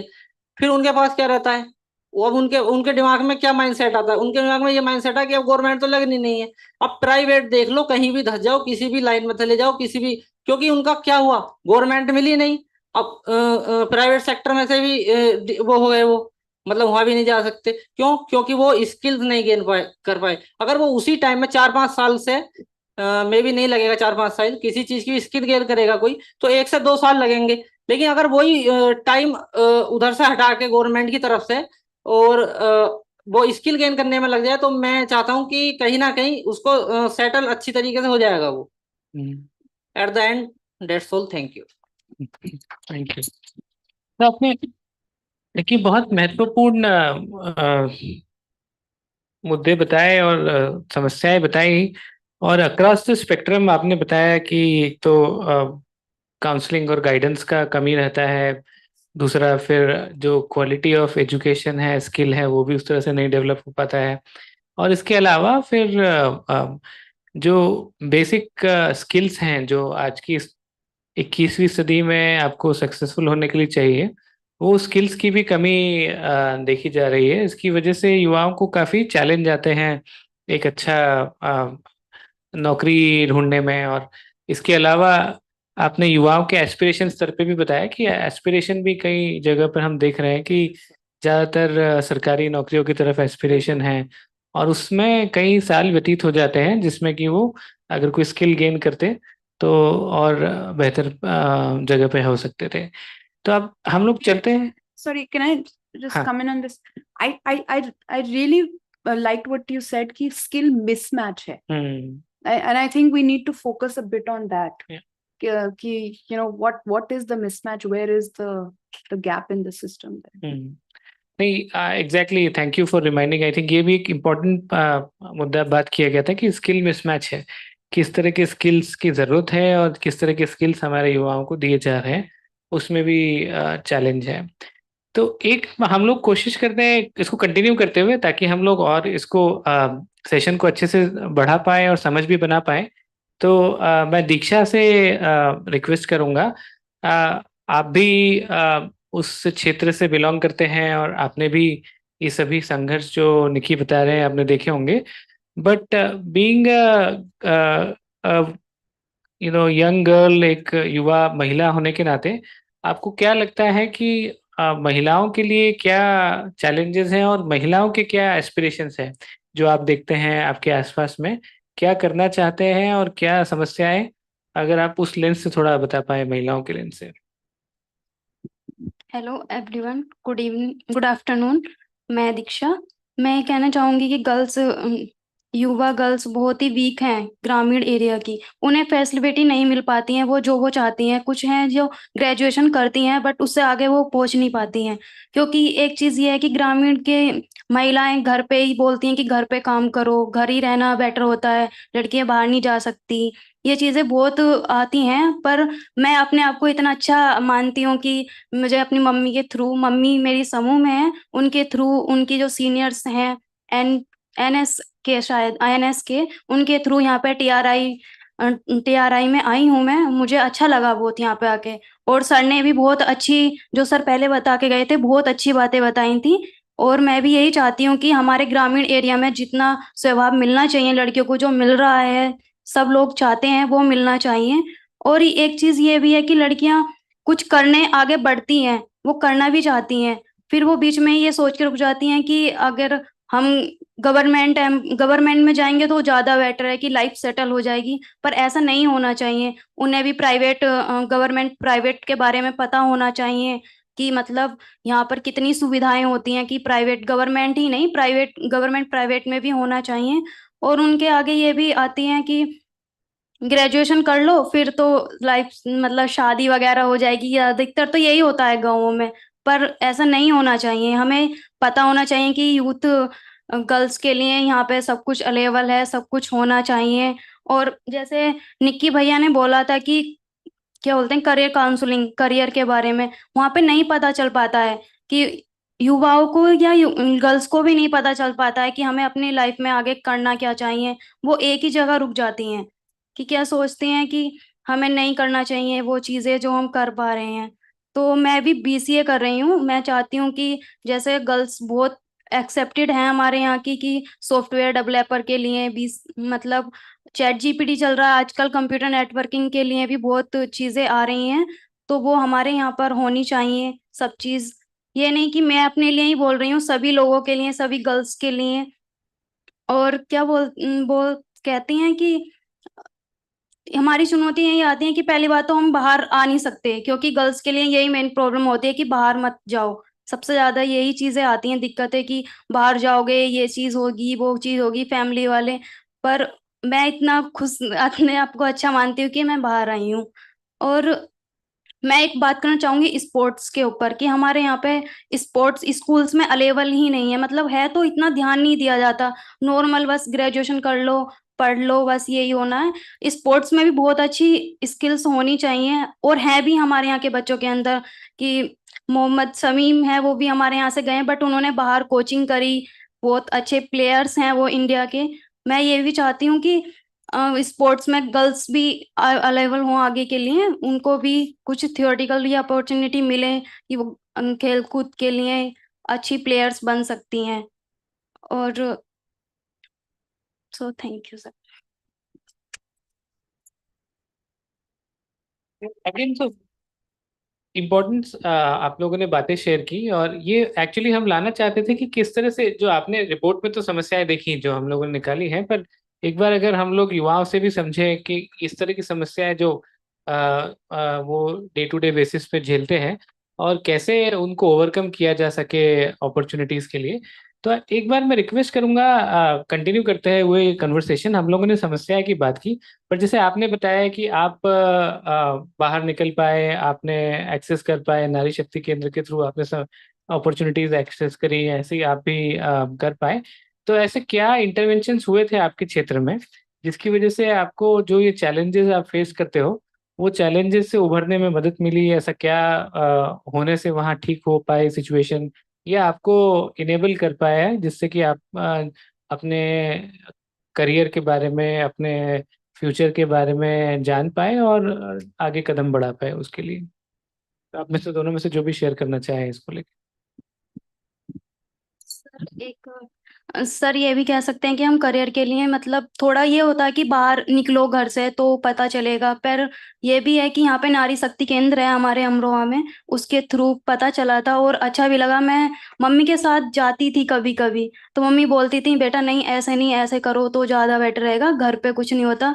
और ये भी चीज़ है कि हमारे यहाँ पे अभी थोड़ा कम है उसका, मतलब डेवलपमेंट उसके लिए, नारी शक्ति केंद्र के लिए, और होना चाहिए कि जो सभी, मैं यहाँ आई हूँ और लड़कियां भी आए, सो इसीलिए। आप देखिए कुछ बोलना चाहेंगे इसके ऊपर? आपके हिसाब से आपके यहाँ पे आपने कुछ इस तरह के इनिशिएटिव्स देखे हैं, या इस तरह के कुछ इनिशिएटिव्स हुए हैं अमरोहा में, आपके आसपास में, जिससे कि युवाओं को ये समस्याएं आपने बताई उभरने के लिए मदद मिलती है, और आपने सक्सेसफुल एग्जाम्पल देखे हैं इस? हाँ सर, क्या है कि जो हमारा ये यहाँ पर कैलसा पर, अमरोहा कैलसा में नारी शक्ति केंद्र है, ये टीआरआई की तरफ से जो है, इसकी तरफ से बच्चों को टीआरआई की तरफ से इतना कह सकते हैं कि 60% तक लाभ मिल रहा है। क्योंकि उनको अभी तक तो यही नहीं पता था कि हमें क्या करना है क्या नहीं करना है। इसमें होता है कि ये मंथ में 1 या 3 टाइम्स तो मीटिंग कराते हैं, और उसमें क्या है कि उनको सपोज दैट जैसी उनकी स्किल्स है उसके अकॉर्डिंग ये बताते हैं कि उस कंपनी में हायरिंग चल रही है, वहां पे रिक्वायरमेंट है, आप वहां जाइएगा। और मुझे लगता है कि ज्यादा से ज्यादा इन्होंने लगभग 50 स्टूडेंट को सेटल भी कहीं ना कहीं कराया। क्यों शुभम सर? इन्होंने कहीं ना कहीं इतने बच्चों को सेटल भी करा दिया टीआरआई की तरफ से। तो मेरा तो यही मानना है कि अगर टीआरआई और थोड़ा सही काम कर रहा है, लेकिन थोड़ा सा और करे तो और जो वहाँ के बच्चे हैं वो भी सुधर जाएंगे। तो बिल्डिंग ऑन दैट, ये जो मॉडल का बात कर रहे हैं ना, I will come to again, it is I guess TRI के साथ में वहाँ काम हुआ है, तो इस वजह से बात चल रहा है। बट ये जो मॉडल्स का बात हो रहा था कि जो हम लोग चाहे ग्लोबल अपॉर्चुनिटी यूथ नेटवर्क वाला मॉडल है या वर्क फॉर प्रोग्रेस का मॉडल है, तो वहाँ जो ये समस्या हम लोगों ने चर्चा की कि कैसे युवाओं को गाइडेंस और काउंसलिंग मिल पाए, तो एक उसमें मैं थोड़ा सा यहाँ पर ऐड करना चाहूँगा कि जो नारी शक्ति केंद्र का बात हो रहा है, ये किस तरह का मॉडल है कि किस तरह से हम लोग युवाओं के लिए और महिलाओं के लिए इस तरह की एक जगह बनाएं जहाँ पर वो लोग आकर के अपने लिए अवसर को लेकर के जान पाए क्या अवसर हैं, और जो करियर गाइडेंस और काउंसलिंग की बात हो रही है वो काउंसलिंग और गाइडेंस उनको मिल पाए। दूसरा है वो अपने आप को बेहतर समझ पाए, उनकी क्या स्ट्रेंथ है, क्या चीज़ें ऐसी हैं जिन पे उनको काम करने का ज़रूरत है। तीसरा है कि वहाँ पर एक सेफ एनवायरनमेंट मिले जिससे आपस में बातचीत कर करके और नए आइडियाज़ क्या हो सकते हैं, किस तरह से हम लोग एक्सप्लोर कर सकते हैं। चौथा जो बात हो रहा था कि जो 21st सेंचुरी स्किल्स का बात हो रहा था कि आज की सदी में अगर आपको कोई भी काम करना है, तो जैसे अभी दीक्षा भी बता रही थी, चैट जीपीटी आ गया है और आर्टिफिशियल इंटेलिजेंस आ गया है। तो अब हमारे पास इस तरह की नई तकनीकें आ गई हैं जो कि जिस तरह से हम लोग पहले काम करते थे उसमें काफ़ी बदलाव ला रहे हैं। तो उस तरह के मिनिमम स्किल्स जो आपको चाहिए, चाहे आप कोई भी काम करें, उससे वहाँ मिल सके। तो ये जो एक है ना, ये जो प्रोग्रेस दोनों ही मॉडल्स का एक जो यूनिक फीचर है कि इस तरह के हम लोग कुछ सेंटर्स बनाए जहाँ पर कि युवाओं को अपने घर के आसपास वो अपॉर्चुनिटीज मिल पाए। तो एक जो कोरिलेशन आप देख पा रहे हैं कि जो मॉडल्स का बारे में पहले बता रहे थे और कैसे वो युवाओं को सपोर्ट कर रहे हैं, तो वो एक एक पहलू था जो मैं चाहता था जिस पे और थोड़ा सा हम लोग प्रकाश डालें। तो coming back to then Kanika and Anu, आपने जो सुना भी, युवाओं से चैलेंजेस सुने और हम लोगों ने जो मॉडल के बारे में बात किया, तो आपको क्या लगता है कि ये जो मॉडल्स हैं इसमें क्या ऐसे एलिमेंट्स हैं या क्या ऐसे कंपोनेंट्स हैं जो इसको सक्सेसफुल बनाते हैं और जिसकी वजह से हम लोग इनको यू नो एक लार्ज स्केल पे ले जाने के लिए बात कर सकते हैं? तो क्या कंपोनेंट्स हैं जो सक्सेसफुल बनाते हैं और कैसे हम लोग इनको पूरे भारत के लिए एक मॉडल की तरह बनाएं या पूरे भारत में स्केल कर पा सकते हैं इन मॉडल्स को?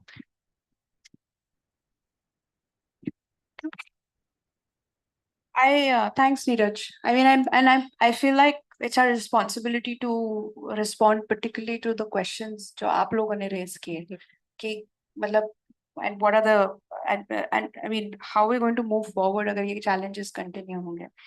I think one thing that's emerging more and more is that ये जो थोड़ा सा, if I may say so, training mindset जाना पड़ेगा, हमें let go करना पड़ेगा. And that's what we've been trying to do. People learn all the time now. You know, you're learning from your phone, you're learning from YouTube, you're learning from so many different sources. And I think how we learn, what we learn, though we can't really control. I mean, there's just a lot of information out there.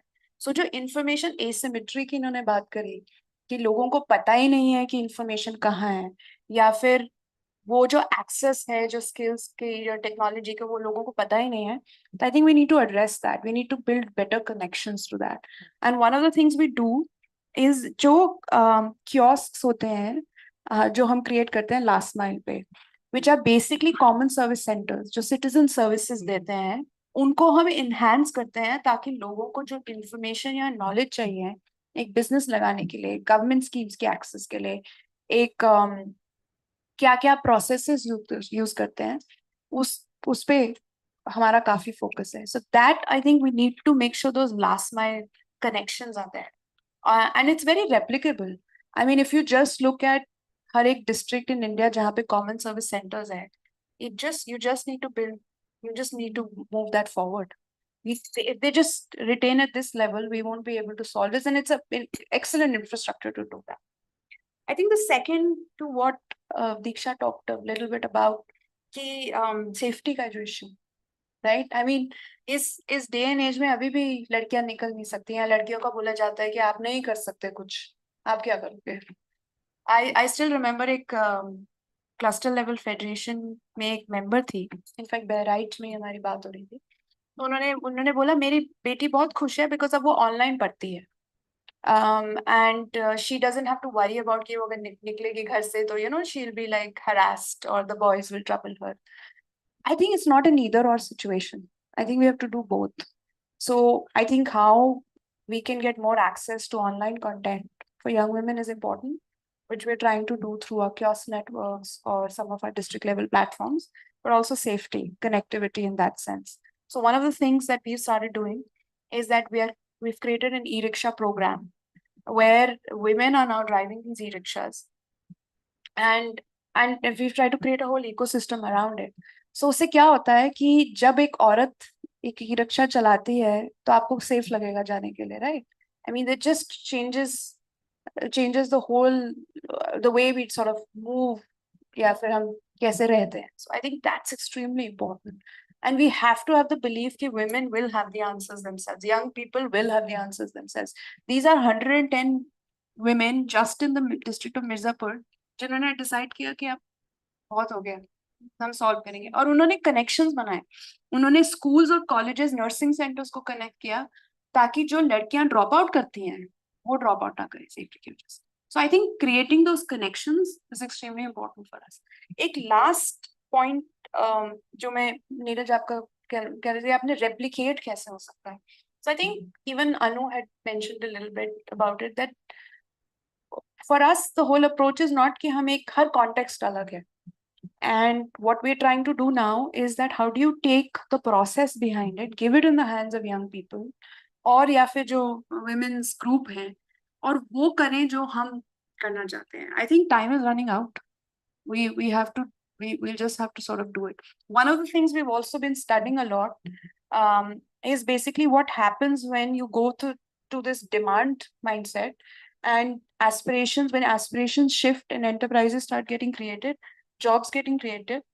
We're now at least looking at a minimum of 2 jobs per of the enterprise we're creating, and then the economy starts changing in the district. We've, in fact, with Global Opportunity Youth Network and TRI, we're also trying to now see कि एक district में वो inflection point क्या होता है, वो कौन सा point होता है कि जहाँ से अपने आप ही चीजें होनी शुरू हो जाती हैं. So I think if we have to replicate this or duplicate this, then we really will need to understand, and I think then we could take that sort of thing to other spaces. So yeah, I know you'd like to add to respond to the same questions. It's about, you want to respond to any of the challenges that the youth have raised, या जो model के बारे में भी बात कर रहे थे कि कैसे ये जो मॉडल है ये सक्सेसफुली एड्रेस करता है इन चैलेंजेस को. For example, how we are looking at addressing these issues through GeoVan in India and also in other communities. और ये जो क्या इसके क्रिटिकल एलिमेंट्स हैं, क्या सक्सेसफुल एलिमेंट्स हैं जो इसको इफेक्टिव बनाते हैं मॉडल को. तो एक तो है यूथ हब्स जो मैं बोल रही थी, जो आप नारी केंद्र भी बोलते हैं. How can each young person reach that easily by walking or by cycle? It should be accessible for each young person. There shouldn't be a single young person who cannot access. So that is the objective. That's one thing. The second thing is कि mentorship ongoing अगर process है तो वो beneficial है. अगर कोई है बात करने के लिए मैं करियर में क्या करूँ, मैं ये application करूँ, मैं ये exam दूँ, तो वो helpful है क्योंकि sometimes parents को भी पता नहीं है कि new jobs क्या है, नए opportunities क्या है, नए global trends क्या है. और अगर mentorship है on an ongoing basis तो वो भी help करता है. I think as Kanika ne bola, to address the safety issue, absolutely creating the safety mechanisms and at the same time complementing that with also family level counseling कि mummy papa को कैसे समझा सकते हैं कि अभी बाहर जाना थोड़ा सेफ है, यहाँ पे ये कॉलेज में ये स्ट्रक्चर है, उन्होंने अगर कभी देखा नहीं है तो कैसे उनको भी थोड़ा काउंसलिंग कर सकते हैं. सिर्फ यूथ को काउंसलिंग की जरूरत नहीं है, फैमिलीज को भी है, कम्युनिटीज को भी है. और जो लास्ट पॉइंट है वो थोड़ा कंटेंशियस शायद है. इंग्लिश जो है वो एब्सोल्युटली बेनिफिट करता है जॉब पाने में, पर जो अभी सबसे बड़े कंपनीज है वो लोग एक्चुअली इंग्लिश को इतना महत्व नहीं दे रहे हैं. अगर आपके टेक्निकल स्किल में एकदम स्ट्रॉन्ग है तो English become secondary, unless a very large part of your job is writing reports or customer facing, or you have to write like very, very long reports, then it becomes difficult. But actually, if you're very good at coding, then no one cares if you don't know English. Or if you're the best beautician in the parlor, then no one cares if you don't know English. If you know where all of the materials are, all of the products are in the shop, and you can point customers to it, you remember customers' names, you remember their preferences, उनको क्या पसंद है, नहीं पसंद, time आते हैं कि इनको मैं automatically उनको then they don't care. They want that good service and they want that good kind of competent worker, and so that's what employers are caring about more and more. मैं ये नहीं बोल रही हूँ कि इंग्लिश महत्वपूर्ण नहीं है, स्टिल इम्पोर्टेंट है, पर अभी जो टेक्निकल स्किल है उसको रिप्लेस करी है थोड़ा. तो अगर इंग्लिश का इतना एक्सेस नहीं है तो ये भी एक दूसरा ऑल्टरनेटिव पाथवे है कि एकदम अपने जो टेक्निकल स्किल्स है वो एकदम शार्पन करो. And as Kanika said that there is learning available on YouTube, there are now open universities, there are now online courses that are available, so there are many different ways and we are all learning. Even Instagram में से constantly learning होता है if you're following the right pages. तो ये अलग अलग चीजें हैं. There are many different factors to it, but just to kind of emphasize कि English important है. Address this point because I really wanted to, because I saw there was a lot of pain in that point. Yeah. And it should be. I can imagine. It excludes you. A language in this country has become an instrument of exclusion. And I wanted to address it because But many company. so they still do. Bilkul. And usme I think Anu, I totally agree. Because I think technical skills sharpen करना ये बहुत important होगा.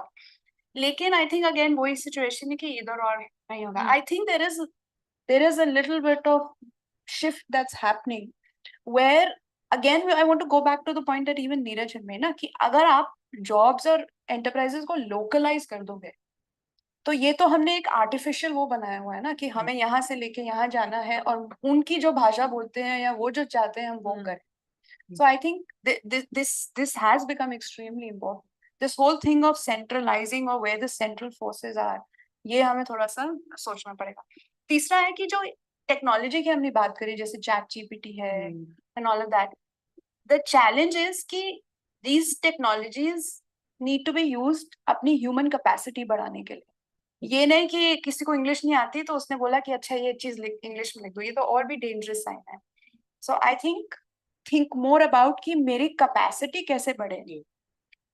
Can this make me help learn English if I need to learn it? Or even other languages, right? I mean अब तो इतना कुछ connectivity हो गया है कि आप मतलब साउथ में कैसे connect करोगे, for example. Maybe in English, but maybe not, maybe in other ways also. So I think we do have to see कि connections कैसे form हो सकते हैं through the technology. Yeah, connection beyond language. So I think थोड़ा सा we'll have to think about that. Sorry, I really wanted to नहीं address बहुत that point. जरूरी पॉइंट था. So thank you. सो अब समय की बाध्यता को देखते हुए मैं जस्ट कोशिश करूंगा कि जो पॉइंट्स निकल के आए, जो इम्पोर्टेंट मुद्दे निकल के आए, उसको थोड़ा समराइज करेंगे एंड देन उसके बाद हम लोग ओपन करेंगे फ्लोर को. आपके कुछ सवाल हो उनको लेकर के उस पर चर्चा करेंगे. तो एक ये जो हमने देखा आज दिन भर का जो हमारा कॉन्वर्सेशन था, अगर उसको निचोड़ निकाले और जो खासकर अभी बात हुई कि युवाओं के बहुत सारे चैलेंजेस हैं. आपने सुने चैलेंजेस स्पेशली और ज़्यादा चैलेंजेस हैं और ज़्यादा इश्यूज होते हैं. तो इन चैलेंजेस को सॉल्व करने के लिए लार्जली जो देखा गया है कि हमको 3 तरह की चीज़ें देख सकते हैं. पहला तो ये है कि भारत में कोई एक सोल्यूशन नहीं हो सकता है पूरा भारत के लिए. तो आपको लोकलाइज सोल्यूशन बनाने पड़ेंगे, जैसा सब लोगों ने बताया भी कि वहाँ क्या युवाओं के एस्पिरेशंस हैं, वहाँ क्या चैलेंजेस हैं, वहाँ सिस्टम कैसा है, उनके पास किस तरह के संसाधन हैं, वहाँ किस तरह की चीज़ें चल सकती है. तो उसको ध्यान में रखते हुए वहाँ के लिए हम लोग समाधान करें. तो एक ये कि निकल के आए कोई भी सोल्यूशन अगर बनाना है भारत के लिए तो ये एक उसका इम्पोर्टेंट एस्पेक्ट रहेगा, एक महत्वपूर्ण एस्पेक्ट रहेगा. दूसरा हमने देखा कि युवाओं का पास एक्सेसिबल सुविधाएं होना चाहिए जिससे कि वो उन सुविधाओं को ले सके. अगर कोई भी युवा या युवती चाहती है कि वो नौकरी करना चाहें या फिर वो ये जैसे बता रहे हैं कोई स्किल सीखना चाहें या अपना खुद का कोई व्यवसाय करना चाहे, तो उनके पास में ये सुविधाएं होना चाहिए कि उनको इसके लिए सपोर्ट मिल पाए. चाहे आपने सुना करियर गाइडेंस हो, कहाँ जाना है, क्या कौन सी नौकरी देख सकते हैं, या अंग्रेजी सीखना हो या और कोई स्किल सीखना हो जो कि आपको लगता है कि आपको हेल्प करेगा, अपना पर्सनालिटी डेवलप करना है, कुछ टेक्निकल स्किल सीखना है. तो एक इस तरह की जगह की जरूरत है जहाँ पे युवा जा सकते हैं, जहाँ वो पहुंच से हो. ऐसा भी ना हो कि वो जिला हेडक्वार्टर पे हो तो जो कि 90% युवा पहुंच ही ना पाए. ऐसी जगह होना चाहिए जहाँ पर कि वो पहुंच पाए, वो जगह को अपना कह पाए, वहाँ पे बेहिचक जा पाए, वहाँ वो जो सारी चीज़ें करना चाहते हैं अपने एस्पिरेशन को पूरा कर पाए और ज्ञान ले पाए, एक दूसरे से मिल पाए, अपने एस्पिरेशंस को समझ पाए. तो इस तरह की एक जगह होना चाहिए जहाँ उनको ये सारी सुविधाएं मिल पाए. तो ये एक दूसरा बड़ा इम्पोर्टेंट पहलू निकल के आया कि ये करना पड़ेगा. और तीसरा जो बोले कि लोकल पाथवेज, जैसे हर जिला के लिए, हर जगह के लिए अलग अलग तरह के अपॉर्चुनिटीज हो सकते हैं. जैसे कनिका बता रहे थे कि ई रिक्शा का सोल्यूशन हो सकता है, वहाँ अगर हो सकता है युवा ज़्यादा इंटरेस्टेड हो अपना खुद का व्यवसाय करने में, कहीं हो सकता है कि युवा इंटरेस्टेड हो रोजगार के लिए, तो वहाँ के लिए लोकल क्या सॉल्यूशंस, क्या पाथवेज होने चाहिए वो देखे जाए, उनके ऊपर काम किया जाए और उनको बनाया जाए। तो इस तरह से हम देखा ये कोई भी अगर सॉल्यूशन भारत के लिए करना है, खासकर ये जो समस्या है, जटिल समस्या युवाओं के लिए, रोजगार के लिए, तो एक लेवल पे हमको इस तरह से प्लेस बेस्ड सॉल्यूशंस की जो बात कर रहे हैं, इस तरह के सॉल्यूशंस बनाने पड़ेंगे। और एक जो दूसरे लेवल पे बात हुआ कि अलग अलग स्टेक होल्डर्स के साथ मिलकर के काम करना पड़ेगा, जो हमने देखा भी कि भाई एकेडमिक इंस्टीट्यूशंस हैं जो कि आपको स्किल्स देते हैं, ज्ञान देते हैं, एजुकेशन देते हैं। दूसरी तरफ आपके कंपनीज हैं, कॉरपोरेट्स हैं जो कि जॉब्स देते हैं, स्किल इंस्टीट्यूशंस हैं जो कि स्किल्स देते हैं, सरकारें हैं जिनके पास में बहुत सारे स्कीम्स और प्रोग्राम्स हैं। इन सब के साथ मिल करके एक प्रोग्राम बनाना पड़े जिससे कि युवाओं को पूरी जो जर्नी होती है उसमें हर जर्नी के हर पहलू पे उनको सपोर्ट मिल पाए। तो इस तरह के मुझे लगा कि 4-5 मुख्य जो एलिमेंट्स निकल के आए, जो हम लोग बात कर रहे थे। कोई भी सक्सेसफुल प्रोग्राम अगर होना है भारत के लिए तो उसमें ये कंपोनेंट्स होना बहुत जरूरी है, जिसको कि हम लोग इस्तेमाल कर सकते हैं और स्केल भी कर सकते हैं, रेप्लिकेट कर सकते हैं। तो विद दिस मैं सेशन को ऑफिशियली ओपन करूंगा। अगर आप लोगों ने जो सुना, आप लोगों के किसी पैनलिस्ट को लेकर के या फिर इन जनरल इस टॉपिक को लेकर के कोई सवाल हैं जो आप चाहते हैं, तो उसको हम लोग ले सकते हैं अभी।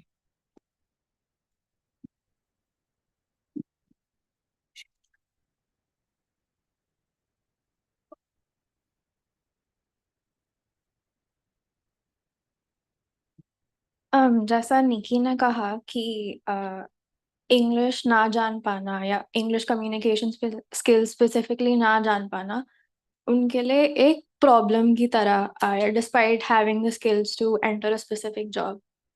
And then as you mentioned कि after a point, if you have enough technical skills, then your English communication skills won't matter so much. But in India, a lot of the technical skills that are deployed in the first place, that continues to be in English. So जो वो skills सीख सकते हैं वो तो सिखाया ही नहीं जाता अधिकतर बार English में. So it still continues to hold precedence over that problem. It's not just कि वो technical skills उनके पास हैं और English communication skills की वजह से वो आगे नहीं बढ़ पा रहे. It's कि वो skills ही absorb नहीं कर पा रहे क्योंकि उसका English के अलावा बाकी languages में उतना होता ही नहीं है deployment. So that continues to be an issue. For example, you said coding. Coding is usually in English. So अगर किसी का English communication skills नहीं है, that I think comes secondary. उनका education English में हुआ हो सकता है उनकी communication skills weak हो. But अगर उनको English ही नहीं आती हो तो वो coding या आजकल जो ज़्यादा technology based jobs होता है तो वो take up कर ही नहीं सकते. And this is a problem that is largely in India only. Like बाहर देशों में बहुत सारी उनकी पढ़ाई अपनी भाषा में होती है. आई अंडरस्टैंड कि हमारे यहाँ बहुत सारी भाषाएं हैं बट स्टिल लाइक वो अपने भाषा में पढ़ते हैं, सीखते हैं और उनको आराम से नौकरी मिल जाती है. उनका ये इशू नहीं आता कि उन्हें इंग्लिश नहीं आती है तो वो करियर एडवांसमेंट नहीं हो सकता और they can't hold prominent jobs. It's just because of a lot of reasons including the fact that we are colonised. जो एक इंग्लिश का यहाँ इंट्रोडक्शन हुआ और इंग्लिश इतना वाइड स्प्रेड हुआ और एक यूनिफॉर्मिटी लाने के लिए, फॉर्मलाइजेशन लाने के लिए हमने इंग्लिश लैंग्वेज अडॉप्ट कर लिया. बट अडॉप्ट करने का मतलब ये नहीं था कि वो डिसेमिनेट हो गया, वो लोगों को सीखने को मिला. आज के दिन में like I come from a medium rated college from DU and I don't want to make myself sound like the upper part of it, but because of my background, because of my education, I still feel like my peers who are at an urban university or at an urban college, despite the fact that they know English, they've come from an English medium education, they're still not able to grasp a lot of things that are relevant. So I think it's a bit unfair or unreasonable to expect कि जिन लोगों के पास उसका बिल्कुल भी access नहीं रहा है कि in the name of having skills बस English ना होने से वो आगे बढ़ सकता है. I think that's something that we need to work on. So yeah. Sure. So that's yeah.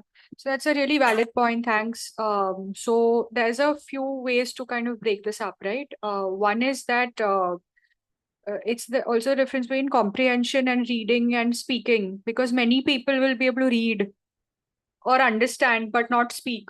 So what is the skill set that's required in that specific job? I think that's one thing to like maybe break it up a little bit more. If, for example, young people are using Instagram or like ChatGPT or like PUBG, then they'll know like basic English. So I think that then shifts. If you know enough English to code, then that's enough. That being said, however, comms heavy jobs, and as you said, like the colonized, all of that, that becomes tricky. It also becomes tricky to work in global environments where there are many conversations that you have that you miss out on the nuance of, and you get left out, and then there's no growth pathways. So I think that it becomes tricky for some jobs, not some. Second thing I want to say is that, as you very rightly said, that most countries will language or language, there is much more precedence over that. I think that's happening to a very small extent over here. And ironically, it's also led by the large MNCs. So like, for example, like a Google won't care if like you can't speak English, like they will grade you on your coding skills, right? So it's that influence is there at the top MNCs, and in the tech space, it will obviously take time to percolate down to like the much smaller companies that we are looking at, and the SMEs, and also like based in like rural peri-urban areas. But that trend is starting globally where there's more importance on skills. So that's another contributing factor. However, don't want to minimize at all that like it is absolutely a just like value add if you have the English. And if that's missing, then how do you either catch up on it, or how do you find alternatives if it's not possible to catch up on it?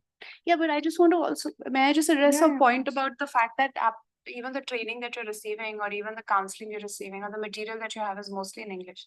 Now, this is a brilliant example of how you could use technology to convert it into the vernacular, so that it opens up the possibilities of enhancing your skills.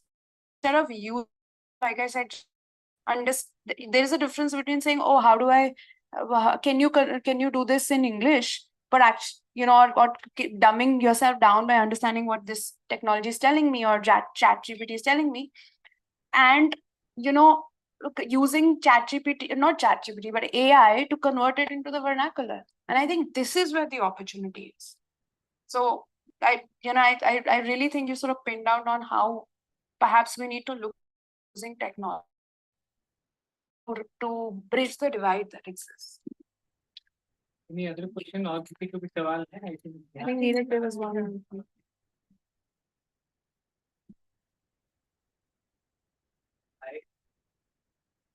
Yeah.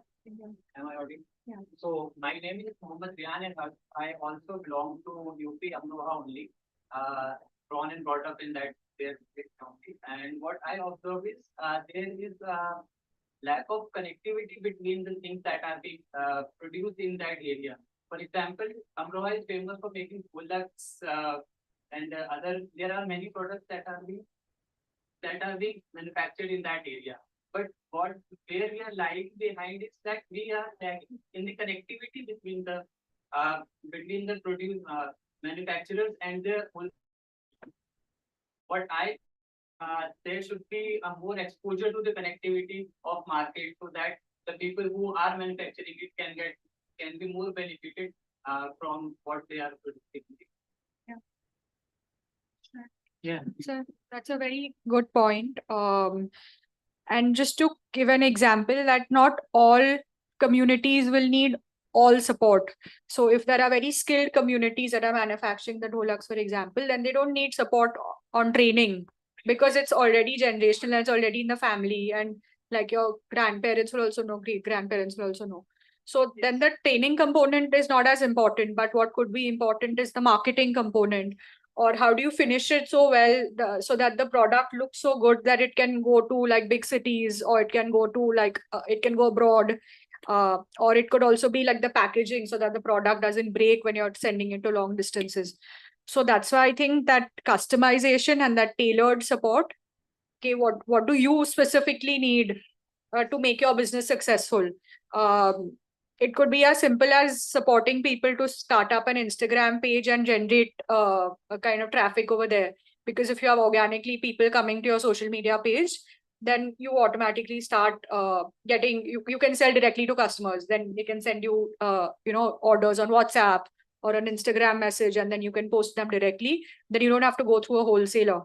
So the idea is to understand what are the gaps to make your business or to make your work successful, and then support with those gaps, which is exactly what you said, that in your case, it could be a gap between connecting to market. So then how do we bring support around that? So that is then again like tailored support, connecting to like different virtual platforms, to like physical markets, to a smaller extent also supporting with like setting up like exhibitions, setting up like a small like online shop, things like that can be done, especially since the product is already a high skill product. What is happening is the people who are manufacturing the product are not getting actual, are the actual beneficiaries of the benefit that the product earns. But what is happening is the middlemen are exploiting the real workers who are manufacturing it, and all the advantage going to the middlemen only. So we are losing our cultural work for what our place is famous for. Yeah. I think I think what we've done with digital payments in India with the shared infrastructure has really transformed. मतलब अब हर किसी के पास उनके phone पे है कि वो payment कैसे करते हैं and all that connect. I think there is a movement to use ONDC. I think we still are trying to figure it out how it will work, but there is an attempt in that direction. कि अगर आप you cut through the intermediary and you sort of connect it. I think how do you really cut through it? I'm not sure I have the answer today, but it's something for us to think about. मतलब अगर वो ही same intermediaries अगर उन लोगों को ONDC पे डाल रही है, then it won't really benefit. So I think again, it's something for us to think about. So actually Bengal में जो जामदनी sarees है ना, they are very specialized over there. उनका thread count बहुत high होता है. जैसे आपने बोला था ढोलक is from Amroha, तो वैसे वहाँ पे sarees है. So the only intervention that those women needed was to open an Instagram page. They were slightly older women, so they didn't know how to use social media. So the only intervention they needed was to open an Instagram page and to build a large audience. And once that was done, then their profits increased also by many times, because then they start getting requests for orders on direct messages on WhatsApp. तो वो क्या specialized requirement है and how it can be supported based on what is the age group of the people, what is the where are they struggling to find this intermediaries to increase the profit. It can be answered like that as well. I visited Delhi Hart INA, their rural village. So I saw Dholak that was manufactured only in Amroha, and I belong to Amroha, so I know what is the real price of this. And it was selling for 1,500 rupees, and it was small Dholak, which around it cost around 150 to 200 only. And I was surprised, like what is happening, that real people who are manufacturing this are not getting benefited from the product. So I think that building the gap between these is a very crucial step that we need to take up. So very important point. We have to also think of the entire value chains. पूरा value chain को देखते हुए वहाँ कहाँ opportunity हो सकती है productivity enhancement के लिए, value addition के लिए. So I think that is also very important. और जब हम लोग ये localized जो बात कर रहे थे, जो आप उस जगह के लिए, जैसे आप इधर के लिए बात कर रहे हैं, अमरोहा के लिए या सदर्न स्टेट के लिए बात कर रहे हैं, उस जगह के लिए किस तरह का प्रोडक्ट्स हैं, किस तरह के वैल्यू चेन्स हैं, किस तरह के स्किल्स हैं, और कैसे हम लोग उसमें युवाओं की भागीदारी बढ़ा पाए. तो हम लोग को उस तरह से सोचने की जरूरत है अगर हमें भारत में इस जटिल समस्या को सुलझाना है. तो इसके साथ ही हमें ये सेशन कंक्लूड करना पड़ेगा. और क्वेश्चंस हम लोग नहीं ले पाएंगे बिकॉज ऑफ समय की थोड़ी पाबंदी है. पर बहुत बहुत धन्यवाद मैं देना चाहूँगा अनु, कनिका, दीक्षा और निकी आपका, कि आपने अपना समय दिया और ये सारी आपकी जो इनसाइट्स हैं वो शेयर की. मुझे उम्मीद है आपके लिए आज का पूरा दिन सदुपयोग कहना. आपने अलग अलग स्पीकर्स को सुना, अलग अलग पर्सपेक्टिव को सुना, और रिपोर्ट्स भी आपके लिए हम लोग अवेलेबल कराएंगे. सो मैं आशा करता हूँ आपके लिए ज्ञानवर्धक रहा होगा और उपयोगी रहा होगा। सो आपका भी बहुत बहुत धन्यवाद। आपने आज पूरा दिन हमारे लिए निकाला और ये समय दिया और यहाँ हम लोग के साथ में चर्चा किया। सो इसी धन्यवाद के साथ आज का हम डे कंक्लूड करते हैं। मैं लिंडी को फिर से इनवाइट करूंगा फॉर्मली कंक्लूड करने के लिए। Well, first of all, big round of applause for that. Thank you. That was a fitting end to the Future is Young Day here, but I can see you guys have the energy and the questions and the curiosity. So please tune in tomorrow. You can tune in, register, and tune in for the hybrid, the UP chapter. If you're not going back tonight, the UP chapter tomorrow will be having many discussions on the value chain and on entrepreneurship and many other issues that are affecting UP as part of the India Rural Colloquy. So sign up for that. And also, if you are in Delhi, sign up as well for our finale, which is back here at the IIC on Thursday. You can be here face-to-face, or you can again sign up for the hybrid version and log in online and hear these insights and ideas and solutions that we have to try and build a flourishing rural India. So thank you mostly to you guys for being here, listening, being curious, being hungry to try and make this a journey that we all do together. So thanks a lot. And I would like to say a huge thank you to the panelists, the range of lived experiences and work experiences together. A final round of applause. And we would like to give some show of thanks, please. So if you could stand up, we will give you your TRI merch and packages of a way of saying thank you so much for taking part in this panel discussion.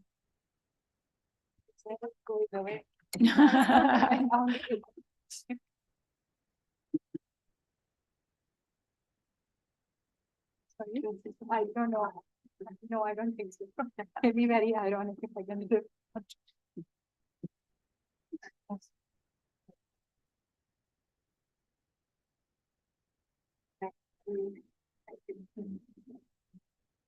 Thank you to our panelists and to you. Please stay in tune with the India Rural Colloquy. Thank you.